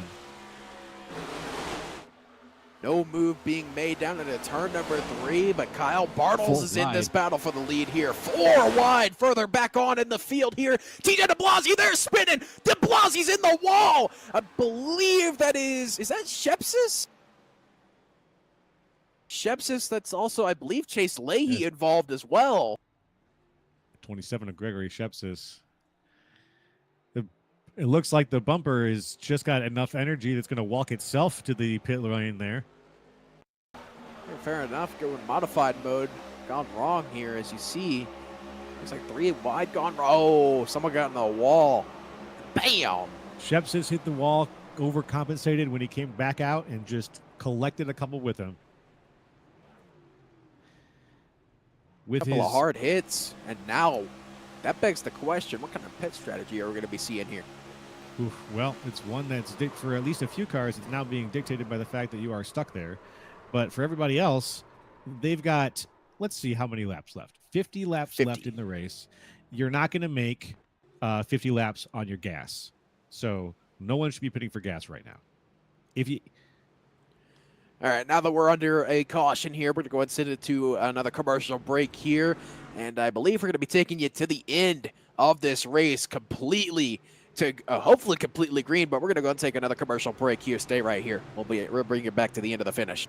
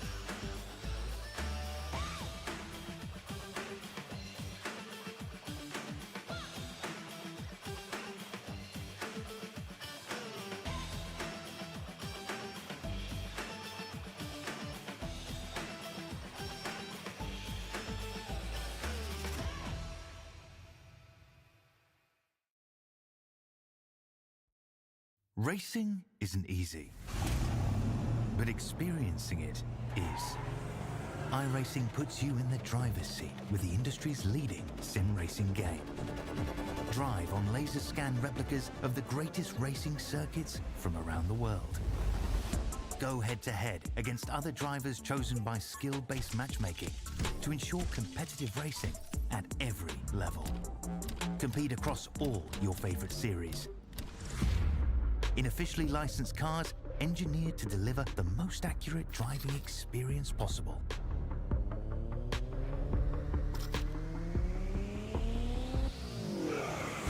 Join a race or host your own with players from across the globe. Race against the computer or in a league with friends. Feel the thrill behind the wheel. Visit iRacing.com.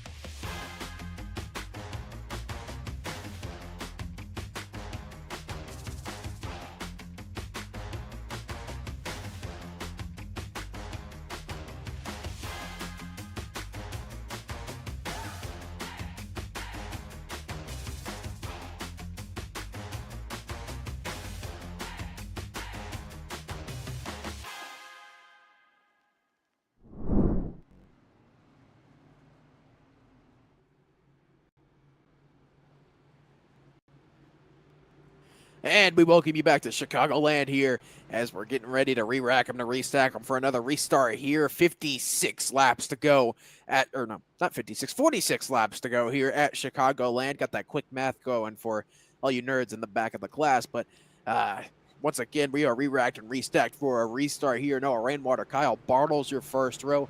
Second row, Thomas Aaron and Matt Garrett. And your third row was Matt Cherry and believe, is that Jordan Durasic I see up in that sixth spot, but this is gonna be crazy to the end of this thing if it's anything like we saw to start stage 3. As coming up off of turn number 4, maybe not quite, no, off of turn number 4. Yeah, I think that's about where we're at. Now yeah. we're coming off of turn number 4. My brain's melted here tonight, but we're coming down to the TLC restart zone. Noah Rainwater hits the gas. Green flag back out of the air presented by Pine Golf, and he gets himself another good jump over the field. Actually, a really good jump is Matt Cherry, or excuse me, Matt Garrett. Did he get wheel spin or did he get a bump there? Did his engine blow up? He just fell back to 15th. Like he must have missed I think he may have missed the shift. He's coming back now. Phew, that was dangerous. Aaron. Battle for the lead. Thomas Aaron and Noah Rainwater at each other's throats up front.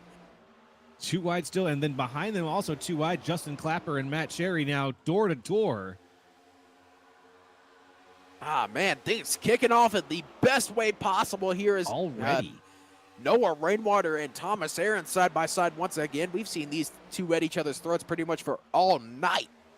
It has. They've been writing the story of Chicagoland here as far as battles go, and neither one of them has let up. Neither one of them has given in to the temptation to put a little more into the battle other than drive the car really fast, drive the car really hard, and that's what we like to see. Clean, hard racing. As Kyle Bartles now tucks it in behind Aaron, gives him the push, pushes him into first place. Down into turn number 1, Thomas Aaron gets the push, gets clear of Noah Rainwater by a pretty good margin here. I believe Rainwater may have gotten loose. That's going to drag him back to this 3rd, 4th, 5th, 6th, 7th, and 8th, all chasing these guys down. That's led by Matt Cherry, Justin Clapper wanting to get into this battle for the lead. Jordan Durasic, Robert Colgan side by side further back. And now Thomas Aaron starting to pull away from the field. Durasic cuts down to the inside, nearly taking the nose off of Todd Lee. Lee now on the outside moves in front, changing positions with him. Colgan, though, holding them both off. Is Colgan moving up now. He's 19 positions up from where he started. The hardest charger right now in the race today. Well, that's Robert Colgan for you. He'll start at the back and he'll be up front before the end of the race. I don't know what it is about him, but he just knows how to learn these cars in the race. I don't know what it is, but he is got a fast race car in that 94. And up at the front of the race, as we've mentioned, it's Thomas Aaron just barely holding off the charging lions of Noah Rainwater and Kyle Bartles. Bartles was responsible, I think he was responsible for shoving Aaron past Noah Rainwater to the front. But now it looks like he's stuck behind Rainwater, who is holding him off with some very good defensive driving. Now here's the thing. Did anyone push their tires too hard? Because now we are within the fuel window. We are within 40 to go. And our fuel window was around 40 to 45 laps for these guys. So you should be able to make it on fuel from here. It's just going to be a matter of, is there a caution before we start seeing some green flag pit stops here? Who's going to be the first one to pull the trigger in terms of pitting? And now everyone has a pit lap. Everyone pit on 101. So the question becomes, who's going to be the first one to try to decide when the fumes will be, able to be driven on, basically. How can they stretch it? I would be more conservative in this kind of race. Maybe wait for someone else to set the pace. But Aaron is pit on lap 101? Yep, just about. It looks like only Brandon Schumann pit on lap 102. Okay, so I don't know. Does this mean that we're going to be a little bit tight on fuel here? Let me do some research real quick. Sure. As it looks like we have an almost 3 wide position here with Montgomery. Now back in 14th position, getting shuffled around a little bit. Brandon Slew to the front there. Then a little bit further ahead, we've got Olszewski out by himself in a small little line with Bo Condon at the front of that. Okay, I did some research, and I'm dumb. They have full fuel tanks, so they're good for 60 laps on a full tank. No one's going to pit. We're going straight to the line. Now, that begs the question, now that I've shown that I'm a complete idiot, is if we get a caution, who's going to pit and who won't? That's the question. I don't know. We haven't looked closely enough. Oh, contact up front between Rainwater and Bartles for the second spot. They're still going, but they definitely had a little bit of a hip check between the two. I can tell you a little bit about the pit strategy. Only 2 people either took one set of tires or didn't take tires at all. And that was Jordan Durasic and Brandon Schumann, who have half the pit time of everybody else. So they probably took 2 tires. Durasic definitely took 2 because he's still dealing with some damage. Schumann, I'm not too sure on, but things are starting to kick off here from about second on back. Look at this hornet's nest. You got second, third, fourth, fifth, sixth, seventh, eighth, ninth, 10th, and 11th, all fighting for that second spot. Oh, is there 3 wide contact between a lot of cars there? I think everyone keeps it straight as Durasic gonna dive it to the inside, 3 wide. This is for, I believe, 4th spot that they're 3 wide for.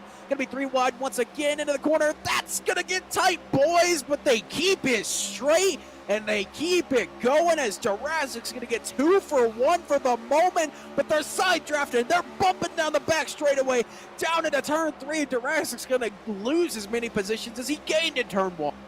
Clapper with a huge squeeze. Huge squeeze from Justin Clapper coming down and just putting Todd Lee and just down into Durasic. More contact between everyone, and it looks like they're going to calm it down just a little bit and maybe save me from a heart attack until the end of this thing. Yeah, that was exciting. There was high-speed bumping, there was recovery, a little bit of everything, but these cars, again, want to stay on the road, and they're forgiving enough, strangely, that if you just have a little bit of bump and you know what you're doing and you don't feel too aggressive with your recovery, you're going to be able to save that car. As now Noah Rainwater to the inside of Thomas Aaron for the lead. Contact between your leaders. Aaron up into the wall really hard. Thomas Aaron has been taken out of this race. Connor's cure caution number 3 for cause on the night. And Thomas Aaron gets turned out of the lead, and there was a lot of netcode involved in this one. Let's go back and take a look. Wow, my heart is pounding. Whoa. Oh, man. Just the tiniest turn, and then physics said, here's the wall. Ah, man, another one of those glad it wasn't real life moments. Yeah, iRacing's netcode takes another one, though, as you said. On board with Thomas Aaron.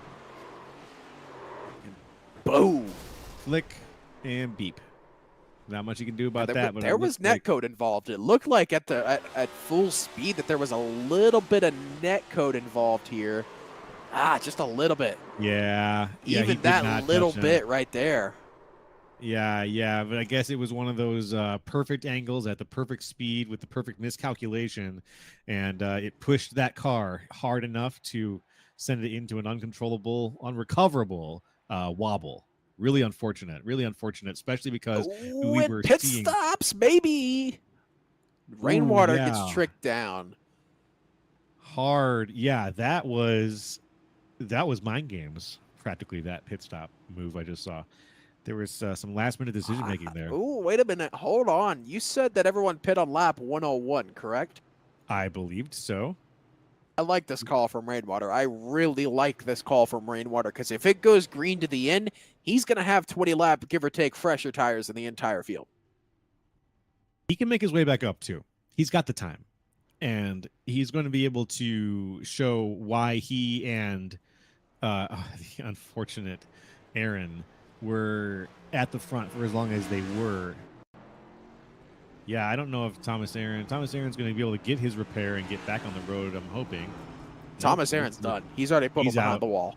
Yep. Yeah, that engine was blown. Yeah, that engine was blown. He was done for the night. There's no way he would have been able to get that fixed. And I did know where Rainwater get a speeding penalty. Very possible. I think Rainwater may have gotten a speeding penalty. Either that or he's got some unknown damage. Yeah, we got a few people here who are still in the pits. Rainwater, Jurassic, Bruce is still in the pits as well. Yep, speeding penalty for Rainwater. He just got finished holding for 40 seconds. All right. Well, that was going to make it really hard for him to stay competitive. But he's still got plenty left. He's still got the fresher tires. That's true. It's going to make it harder. I didn't say impossible, but I do think it's going to make it a little harder on him, as any good penalty is supposed to. But we'll have to see. Time's going to tell, and he's only got a little bit of time to do it, 30 laps specifically, to finish up this race and figure out where he's going to sit. But that battle between Aaron and Rainwater, the one we thought I was going to go straight to the gold, it looks like it's been dissolved. And so now the new battle at the front between Kyle Bartels, Justin Clapper, and Robert Colgan. 22 positions up, Robert Colgan. That's exciting to me. Hey, right in front of him, Justin Clapper's up 16. Kyle Bartels is up 12. I mean, you take right behind him, Chase Leahy, he's up 20. That's true. Matt Holmes is up 11. Olazewski's up 11. You got Matt Montgomery's up 5. Burleson, he's up, 13? And you got Tomlinson in 9th. He's up 10. Schumann's up 13 as well. You got a lot of big movers in your top 10. Almost everybody in the top 10 is up double digits in their places, which means the only person that's not would be Matthew Montgomery in the 7th spot. Yep. A lot of wrecking and a lot of shuffling has really changed the shape of the field over the course of the night, over the course of 150 laps. Oh yeah, and we're at 30 to go, so there is no guarantee it doesn't stay crazy to the end of this thing, because I feel like if we get another quick caution or just another caution in general before the end of this thing, pit road is gonna be crazy. Yeah, everyone's gonna be back in, getting their last kicks in before the end of the race as soon as they can to even things up. But now it looks like we're 1 to green, coming around into turn 2, I think, into the back straight. 1 more lap to go. And then we'll be back on. I'm just surprised there weren't more people down pit road under this caution. I mean, this run would put them within 30 to go. And we saw how crazy stage 1 is. I'm surprised more people didn't come down pit road. But then again, there's a reason they're on the track and I'm up in the booth. But, I mean, I would have come down and taken tires for sure. Yeah, it looks like about a third of the field decided to pit on 118 there. The rest of you folks opting to stay out. And now we'll get a chance to see if that strategy pays off. Yeah, it's going to be a tough task for Rainwater down in 17th spot. Jurassic's down in 18th as well. You got a couple other front runners, Matt Garrett, Chase Albright down there. Brandon Slew as we're coming into the TLC restart zone. Green flag out in the air presented by Pine Golf. Somebody had a bad restart further back, but everyone's got to stay in line till the end of the, to the start-finish line, but Kyle Bartels does get clear of everyone. Robert Colgan thinks about a move, but thinks better of it down into turn 1. Here comes Justin Clapper around the outside. Bartels goes up to block the move from Clapper. Clapper's still going to get to the outside. Bartels goes down to block Colgan. Bartels stays your leader for the moment, but he's having to defend from 2 or 3 cars here now. Goes to try an aero block here. On Justin Clapper, and it does work for the moment. He's going to lead this first lap off the restart. What defensive driving and they're from 4 Bartels. wide further back. Didn't catch who it was, but they were 4 wide down into turn number 1. Looks like Matt Garrett and Todd Kerner. Lee. That was Todd Lee, Garrett, Rainwater also was back there too, and almost involved in it, or at least right behind it. Back up at the front, Bartels with his defensive driving, you're right, had to hold off 2 cars at the same time, almost losing his momentum in the process, but he managed to hold on to it as Clapper just did not want to risk getting what happened to him, or what happened to Todd Aaron happened to him. Yeah, and I mean, we've seen Clapper in his fair share of interesting battles. I mean, him and Noah Rainwater, that one got a little bit spicy earlier on in this race. I think he's trying to save that racing for the final 5 or 6 laps here, but one person that is struggling to get through the field, Noah Rainwater, he's only gained 2 positions off the restart. Yeah, those 2 positions, he is clawing his way back up though, and it's going to be something that he's got just enough time to get done over the course of the next, 24 laps or so. So I'm still anticipating that he's going to be in a competitive position if he can use the cars that he's around cleverly. Now it looks like he's making his way past Slew on the outside. Slew holding on to the inside line. Rainwater high and outside. Still keeping the speed though, and he's got him. Our eyes are on this battle. This is Matthew Montgomery, and I believe Chase Leahy in the 34. I believe that was, maybe, I can't tell. Right. It was Chase Leahy, and this is for, this looks like for about 4th or 5th spot here, right behind Matt Holmes in that 5 car. He's got himself all worked up in this 6th spot here. They're 3 wide further back, but it looks like everyone's going to keep it clean and green here. Absolutely. Montgomery driving his own line, trying to see if he can get enough speed to catch up to Leahy. Not sure if he can, though, or if he's just trying to save tires again. But he's taking the outside line here on the turns and trying to put the cars 2 wide, while behind him they are 2 wide. Oh, they're 3 wide further back. Little contact. Matt Garrett, Noah Rainwater just made a good deal of contact further back. Brandon Schumann also, I believe, may have gotten the outside wall there, but Noah Rainwater trying to use the fresh tires to his advantage here. And now he's getting maybe a push from the 52 of Brandon Schumann, or Schumann's just using him to push through the air. It looks like. It was hard to tell. Looks like Rainwater is still working his way back up. He's almost back up into the top 10 and back in the battle for this lead. Up at the front. That's what I'm saying. He's still got the time to do it. He's in 12th. He still has, it looks like 22 laps to make some time up. He's driving this car like he stole it. It's extremely good driving as he gets ready to pass the 19 of Matt Garrett. 3 wide up ahead of him for, I believe, 8th, 9th, and 10th. Someone's in the wall. That was, I believe, Matt Cherry up into the wall there. Maybe Andrew Olaszewski as well, but a couple of people up into the wall off of turn number 2 there. They're about to be 4 wide. They think better of it, I think. Oh, there was heavy contact just a second ago there between Nicholas Tomlinson shoving down Noah Rainwater down the track just a little bit. Rainwater falling back to 13th now. This is things still kicking off here. This is from about 6th on back here to about 14th or 15th, give or take. And, man, it is going to be hell for Noah Rainwater to get through this just crapshoot of cars here. As he does get past Nicholas Tomlinson, now works his way to the inside of Chase Albright. They're going to be 3 wide down at turn number 1 here. Oh, man, Albright throwing a little bit of a block. Just a little bit. Rainwater is there on the inside, though. He does not want to lose position any further. He's already back up to 12th, still trying to claw his way up any further than he can, but Albright, using the track cleverly, is keeping him from doing so. Albright's still trying to block. It looks like Rainwater's just going to take the outside line. He's like, if you're going to take the inside, I'll just take the outside. I don't care what you do. I'll find a way around you here, son. Pat Holmes might be able to give him a tunnel to follow, but he's going to stay on the tail of whoever is faster. And right now, that's clearly Chase Albright.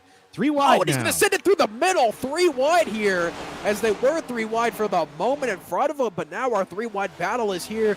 This is Matt Holmes, Noah Rainwater, Chase Albright. And now he's going to get to the outside of Matthew Montgomery. 3 wide for second, as well as Robert Colgan, Justin Clapper, and Todd Lee side by side for the second spot here.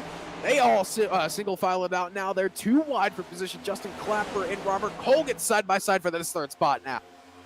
Bartles is 6/10 ahead of a hurricane right now. And if he can keep maintaining, just maintaining. Oh! Ooh, Sorry, big there's a little contact? contact. Yeah, a little bit of contact between Colgan and Clapper, as now Matt Garrett thinks about going to the outside 3 wide here. Yeah, please take us. There's going to be a lot of contact going on here as these guys are sending it into every turn, 2 wide, 3 wide, looking for a position. But those kind of contacts could also lead to things stretching out just a little bit as somebody finally takes damage or falls back a little bit. But they're 3 wide still for 5th. Oh, contact between Matt Garrett and Robert Colgan.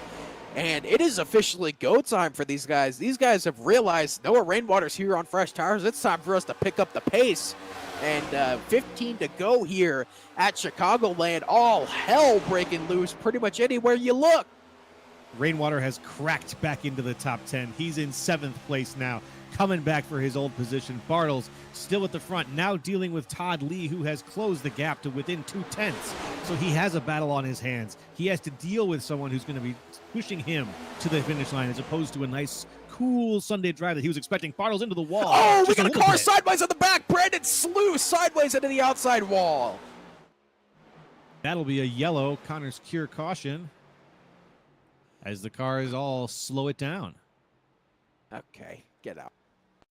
Anyway, get a look at the replay here. I believe Brandon Slew may have had a little bit of help. Was that Andrew Olazuski? Oh, no, I think Slew. Yeah, Slew got loose and helped himself to the outside wall. Ouch. Maybe didn't quite have eyes on the situation. But now here is the $100 million question. How busy is pit road? We're about to find out. Looks like the answer is not busy right now. Well, they haven't passed pit road yet, but we're not there looks like yet. Bartles is coming down pit road. Clapper's coming down pit road. Colgan, Leahy, Montgomery, Olazuski. Couple of guys staying out. Interesting calls here. Just a few of the crew that decided to stay out. Joshua Kerner hasn't pit since 101.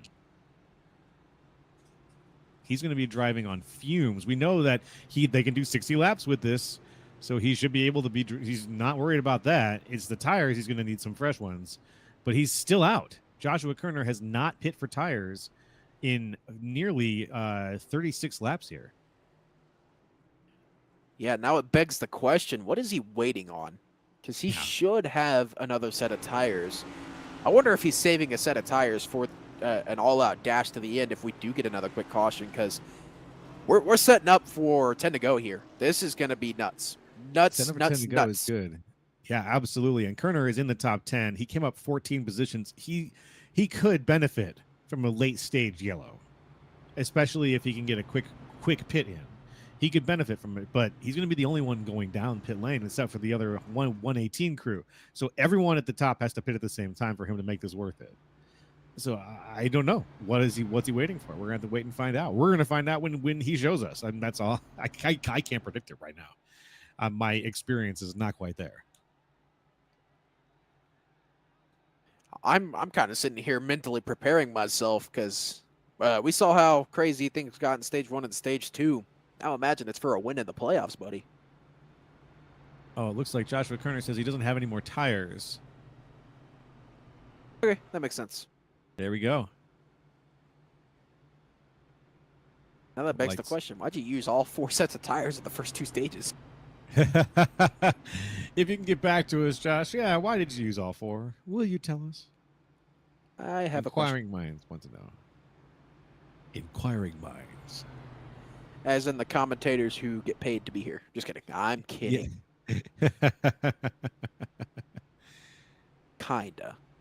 Kinda. No, I'm joking. I'm fully joking.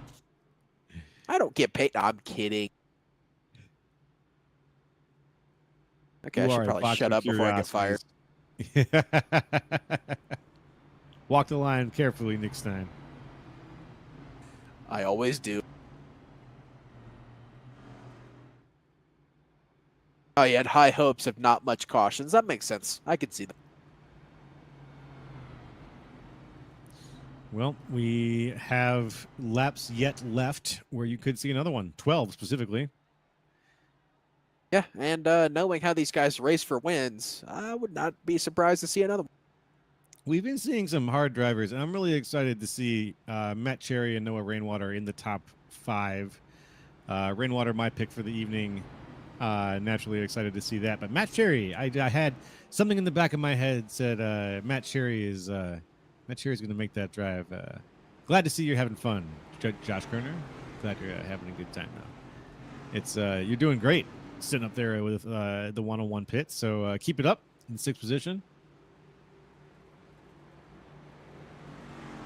All right, take a deep breath. 1 lap to green here.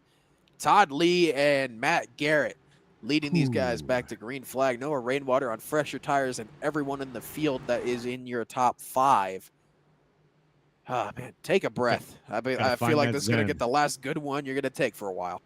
You're right. Find that zen, center yourself, and get ready for what could be a slobber knocker, as they say in Zen Buddhism. That's a new one.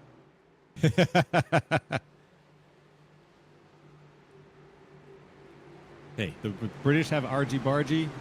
We can have slobber knockers. Okay. We got to have something, right? As pace car is off, back into the TLC restart zone. Green flag out in the air, presented by Pine Golf. 12 laps to go here at Chicagoland. Todd Lee gets a pretty good jump over the field.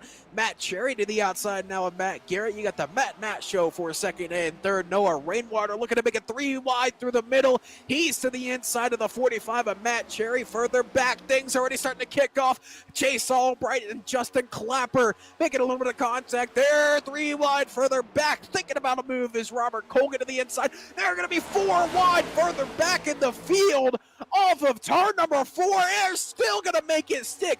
Beating and banging down the front straightaway across the finish line. Still 4 wide. It is Clapper, Albright, Colgan. Oh, more contact. Albright falling back now, back to Bartles and Leahy. Oh, and we're side by side for the lead up front. Oh, my God. I'm sorry, but... No, please. It is incredible racing right now going on around Chicagoland. Everywhere you look across the field of battle. Sorry, I was taking a breath there as more contact between these two. Todd Lee and Matt Garrett now as Matt Cherry looking to the outside. Noah Rainwater to his inside. They're still side by side for the lead. They're making contact off of turn number 2. A little bit of hip check between the two is now Matt Cherry in the draft of Todd Lee. Noah Rainwater in the draft of Matt Garrett. You're side by side for 1st, 2nd, 3rd, and 4th. As here comes Justin Clapper into this battle once again, making 5 cars for the lead. Matt Garrett is just saying to Lee, go ahead, fall in line, get behind me. But Lee is saying, no, sir, I am going to lead this train. And now he's got the inside, switching it up with Matt Garrett. 8 laps to go here at Chicagoland. Matt Garrett still on the outside. Justin Clapper looking for any bit of space. He goes down to block the 95 of Carl Bartles, who's on fresh tires. 3 wide for the 3rd spot. Noah. Here comes Kyle Bartles. He's on fresh tires. Remember, Matt Garrett throws a block. They're blocking. They're wrecking. Todd Lee sideways in front of the field. Caution is out with 6 laps to go.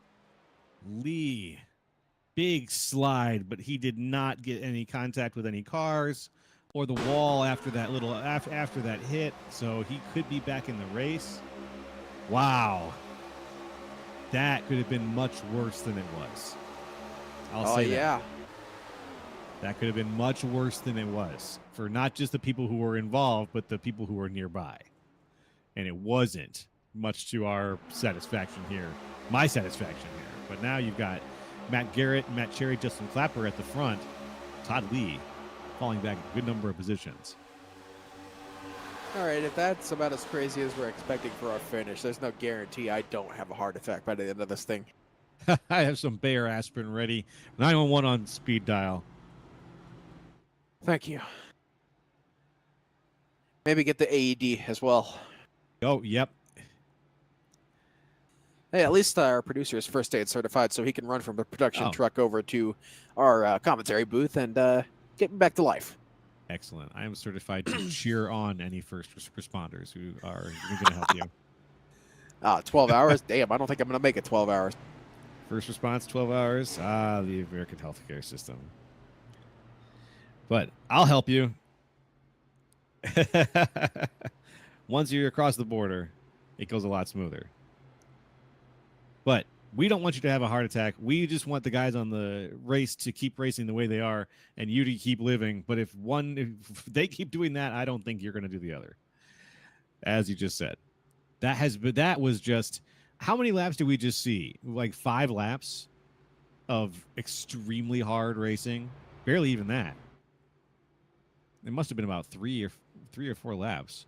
I was 4 laps, and I damn near died. So yeah, this final sprint is probably going to kill me. So I thought you were going to faint for a second.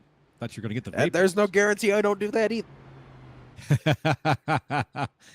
Well, if I hear a thud on the other end of the microphone, I know that you just saw the race of your life. And I probably did too, and I probably recognize that. You know what? I'm going to go ahead and say it. This is quickly becoming one of my favorite races I've ever called. I mean, I had an old league race that's a league that's no longer running anymore. It was the Wicked Racing League, and they had a next-gen race at the old Atlanta Motor Speedway. Oh, my God. That was the best race I've ever seen. This has been so fun. There's been wrecks that have been big, wrecks that have been small. The recoveries tonight have been exciting. The races at the front have been consistently exciting. Stage racing has kept this from being just one long series of yellows. Those planned yellows really do change the nature of the game, and I've really enjoyed this race tonight.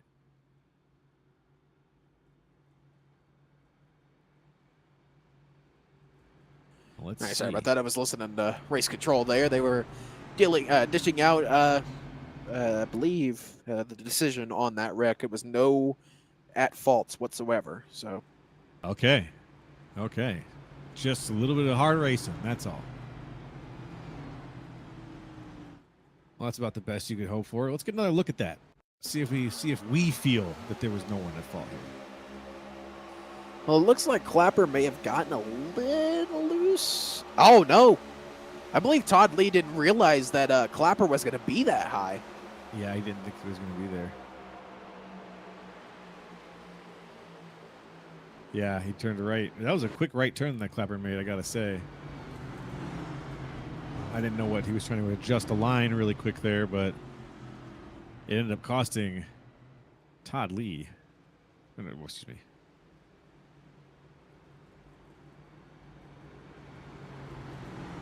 All right, well, we're 1 to green, so prepare to die. Yep. No, Mr. Bond, I expect you to die. 4 laps to go. Grab some Tums, grab some heartburn medication, because this is going to be a crazy one, folks. I mean, you've got 7 or 8 cars that got a chance at winning this race right now. And at this point, I can't tell you if it's going to be Justin Clapper or Chase Leahy. Like, there is no telling who's going to be able to win this race. This race is going to give me an ulcer. Ugh, I've got to have a seltzer nearby. I can feel it. I've already gone through like my 1.5 gallon of water bottle. I've gone through like 3/4 of the thing this race because of how crazy it's been. But we're coming back to green. It's going to be Justin Clapper and Matt Garrett on your front row. I believe it's going to be under control of Matt Garrett here as they come to the TLC restart zone. down the tri-oval, green flag back out in the air. Justin Clapper gets a little bit of a shocker here, as now they're gonna have to fan out to try and get around the 63. He's a little bit slower. He goes up to block. They make a little bit of contact between Robert Colgan and Matt Cherry right behind Kyle Bartles on the fresh tires, trying to get through this melee here, but we have got 3 to go here at Chicagoland, and it does not look like it's gonna calm down anytime soon. Absolutely not. Even though we've got a few cars at the front that are pulling away, we still have 2 wides now, almost 3 wide, with Bartles looking for the outside. Colgan cementing himself into 3rd place, that 22 positions up, feeling so good to have a podium finish. So we know he's going to be driving defensively. We know that he would rather hold off a pack than try to go higher than this. At least if I was him, I would try to consider where I could finish this race rather than trying to push too hard to the front. 2 to go here as now they're side by side for the lead, about to be 3 wide. Colgan thought about 3 wide, but Clapper goes down the block. Now Clapper, your solo leader. Colgan to the inside of the 19 of Matt Garrett here, as now Kyle Bartles on the fresh tires looks to get in on this thing, as now white flag in the air here at Chicagoland. It's Justin Clapper leading right now. Who's going to be leading it in a mile and a half here, as you got 4 cars all with a chance. You got someone wall riding further back. Brandon Schumann all the way around the outside trying to make some time up here. Clapper leads off of 2. Colgan has the draft. Does he make the move into 3? He stays high. Clapper goes low. Bartles to the inside of Matt Garrett, and they're just everywhere behind him. Off of turn number 4. Colgan to the outside. They make contact. They're going to wreck to the line. What a finish. Who was it? Bartles by 3/1000ths of a second to go 3 in a row. Bartles with the W. Unofficially followed by Justin Clapper and Matthew Montgomery in 3rd. What a finish. Let's get eyes on that one more time. I'm going to go pass out real quick. I'll be right back. Absolutely. Get a fan. Wow. Wow. What a slam. Huge finish. Okay, here's the stupid thing. Less than 300ths of a second between your top 3. That between all 3 of those cars. Thousandths of a second between 1st and 3rd at the finish of this race. That is insane. I wonder, well, I'm going to suggest at some point, I'm just going to watch that again. I'm going to watch it again and again in slow motion. We need someone to take a picture of that. I'm going to be replaying the final few laps of this race forever. Yeah, absolutely. Somebody, what a finish. The slam, the slide, the win, the hat trick to take it. This was one for the record books, for the highlight reel. The whole thing was a highlight reel. I think Kyle Bartles was trying to prove that he should have been in the playoffs. Yeah, with 3 wins in a row, it feels like if there was an honorary put him in the playoff club, I'd put him in it. As you see, Colgan almost goes upside down there. Wow. A lot of hard hits here at the finish of this race here at Chicagoland. But that is going to take us to our final commercial break of the night. Stay right here. On the other side, we got post-race coverage and post-race interviews coming to your way on Grid Vision.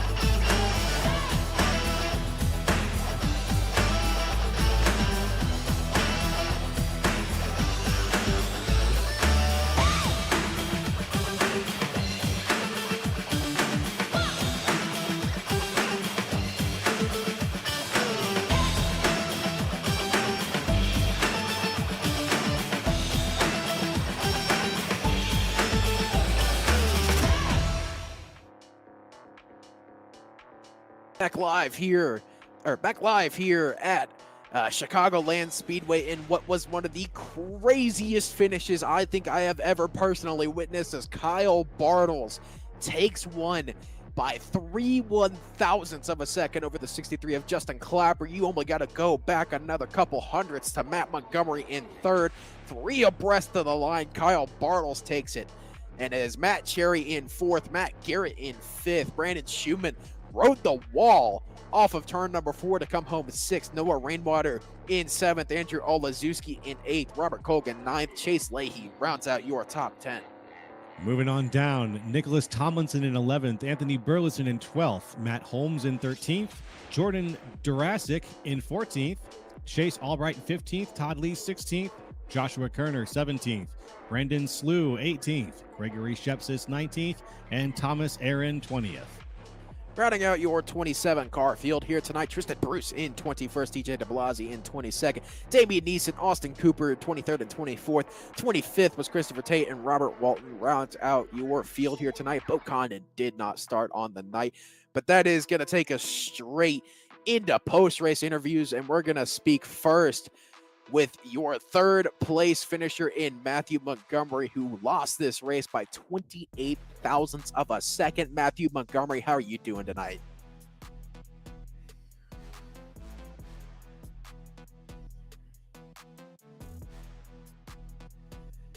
Yeah, that's fair for someone who finished a photo finish in 3rd. I could feel that, but just walk us through. I would say last lap, but walk us through that last corner, because you were sitting, what, 4th or 5th coming off of turn number 4, and you ended up 3rd?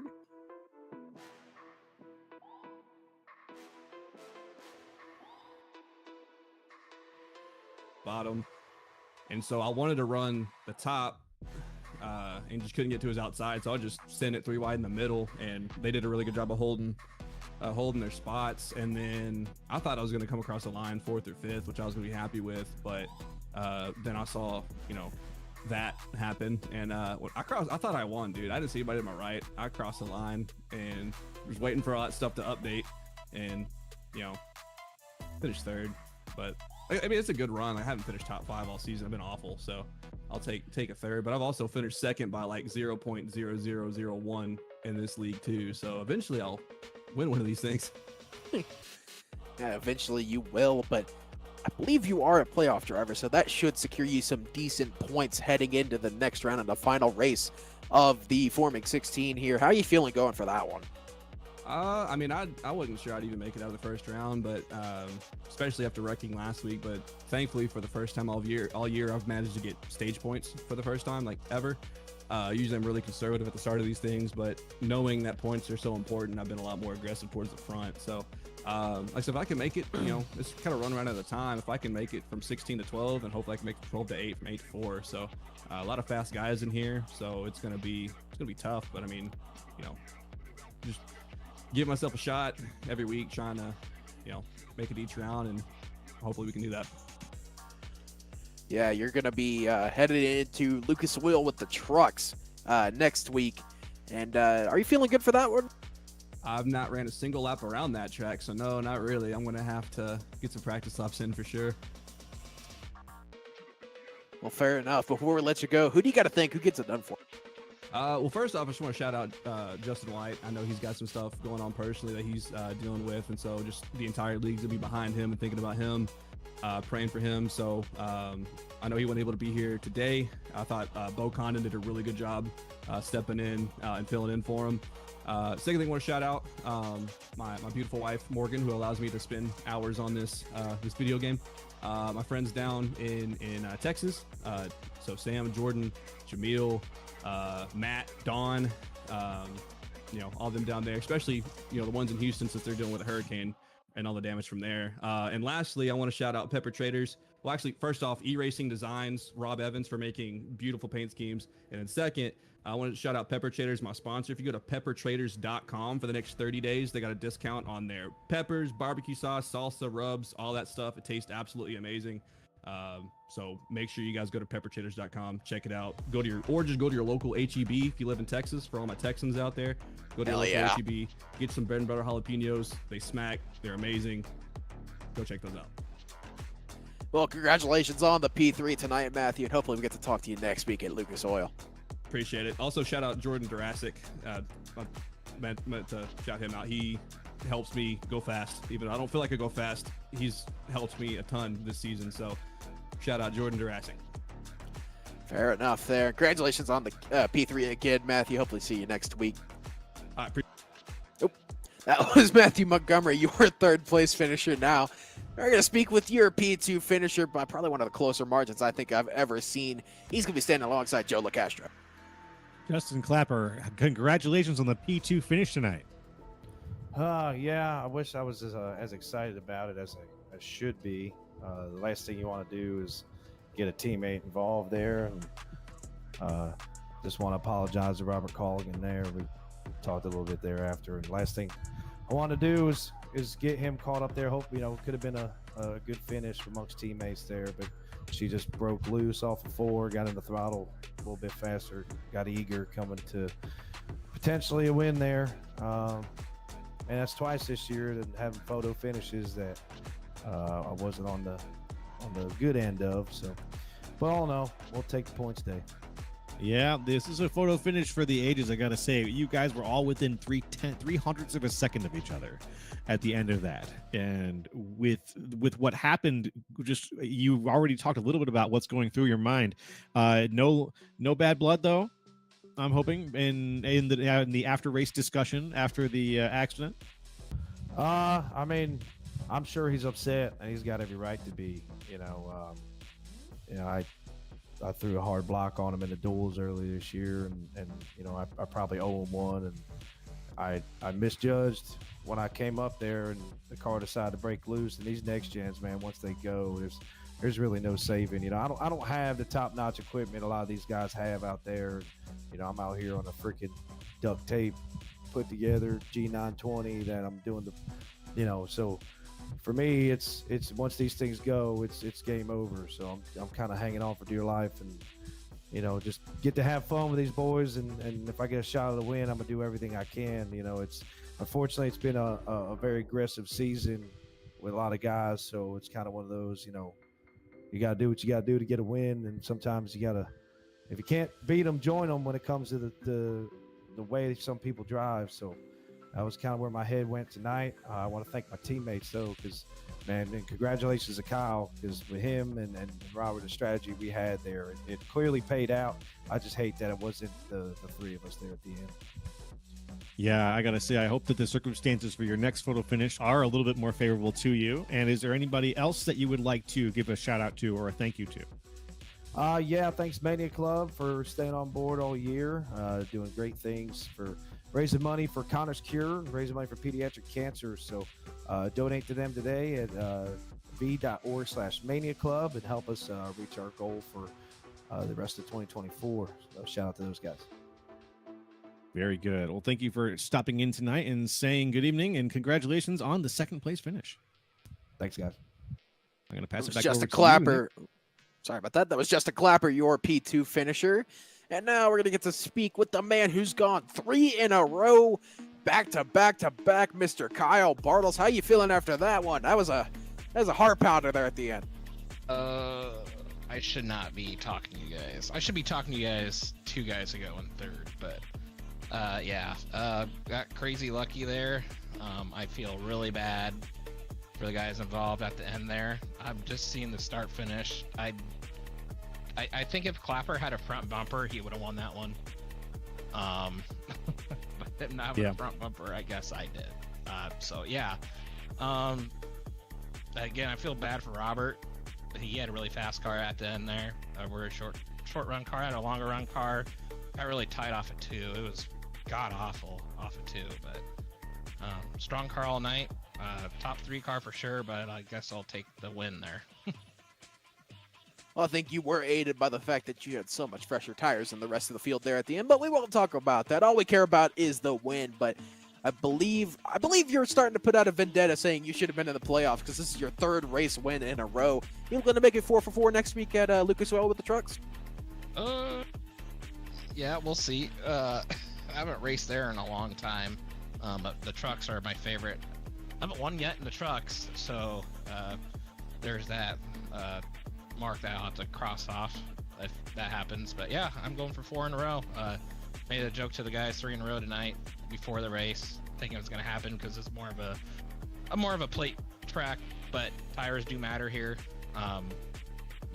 Like I said, I knew I was going to be screwed in stage 2 when I had that long lead, I pushed it way too hard. My right front tire was shot, and that's why I didn't get that win there. But yeah, shout out to NBM. Hopefully we're good there, and like I said, thanks to Robert, got her dialed in pretty good, and I feel so bad for him there at the end. He had that one. He had a good run off of 4.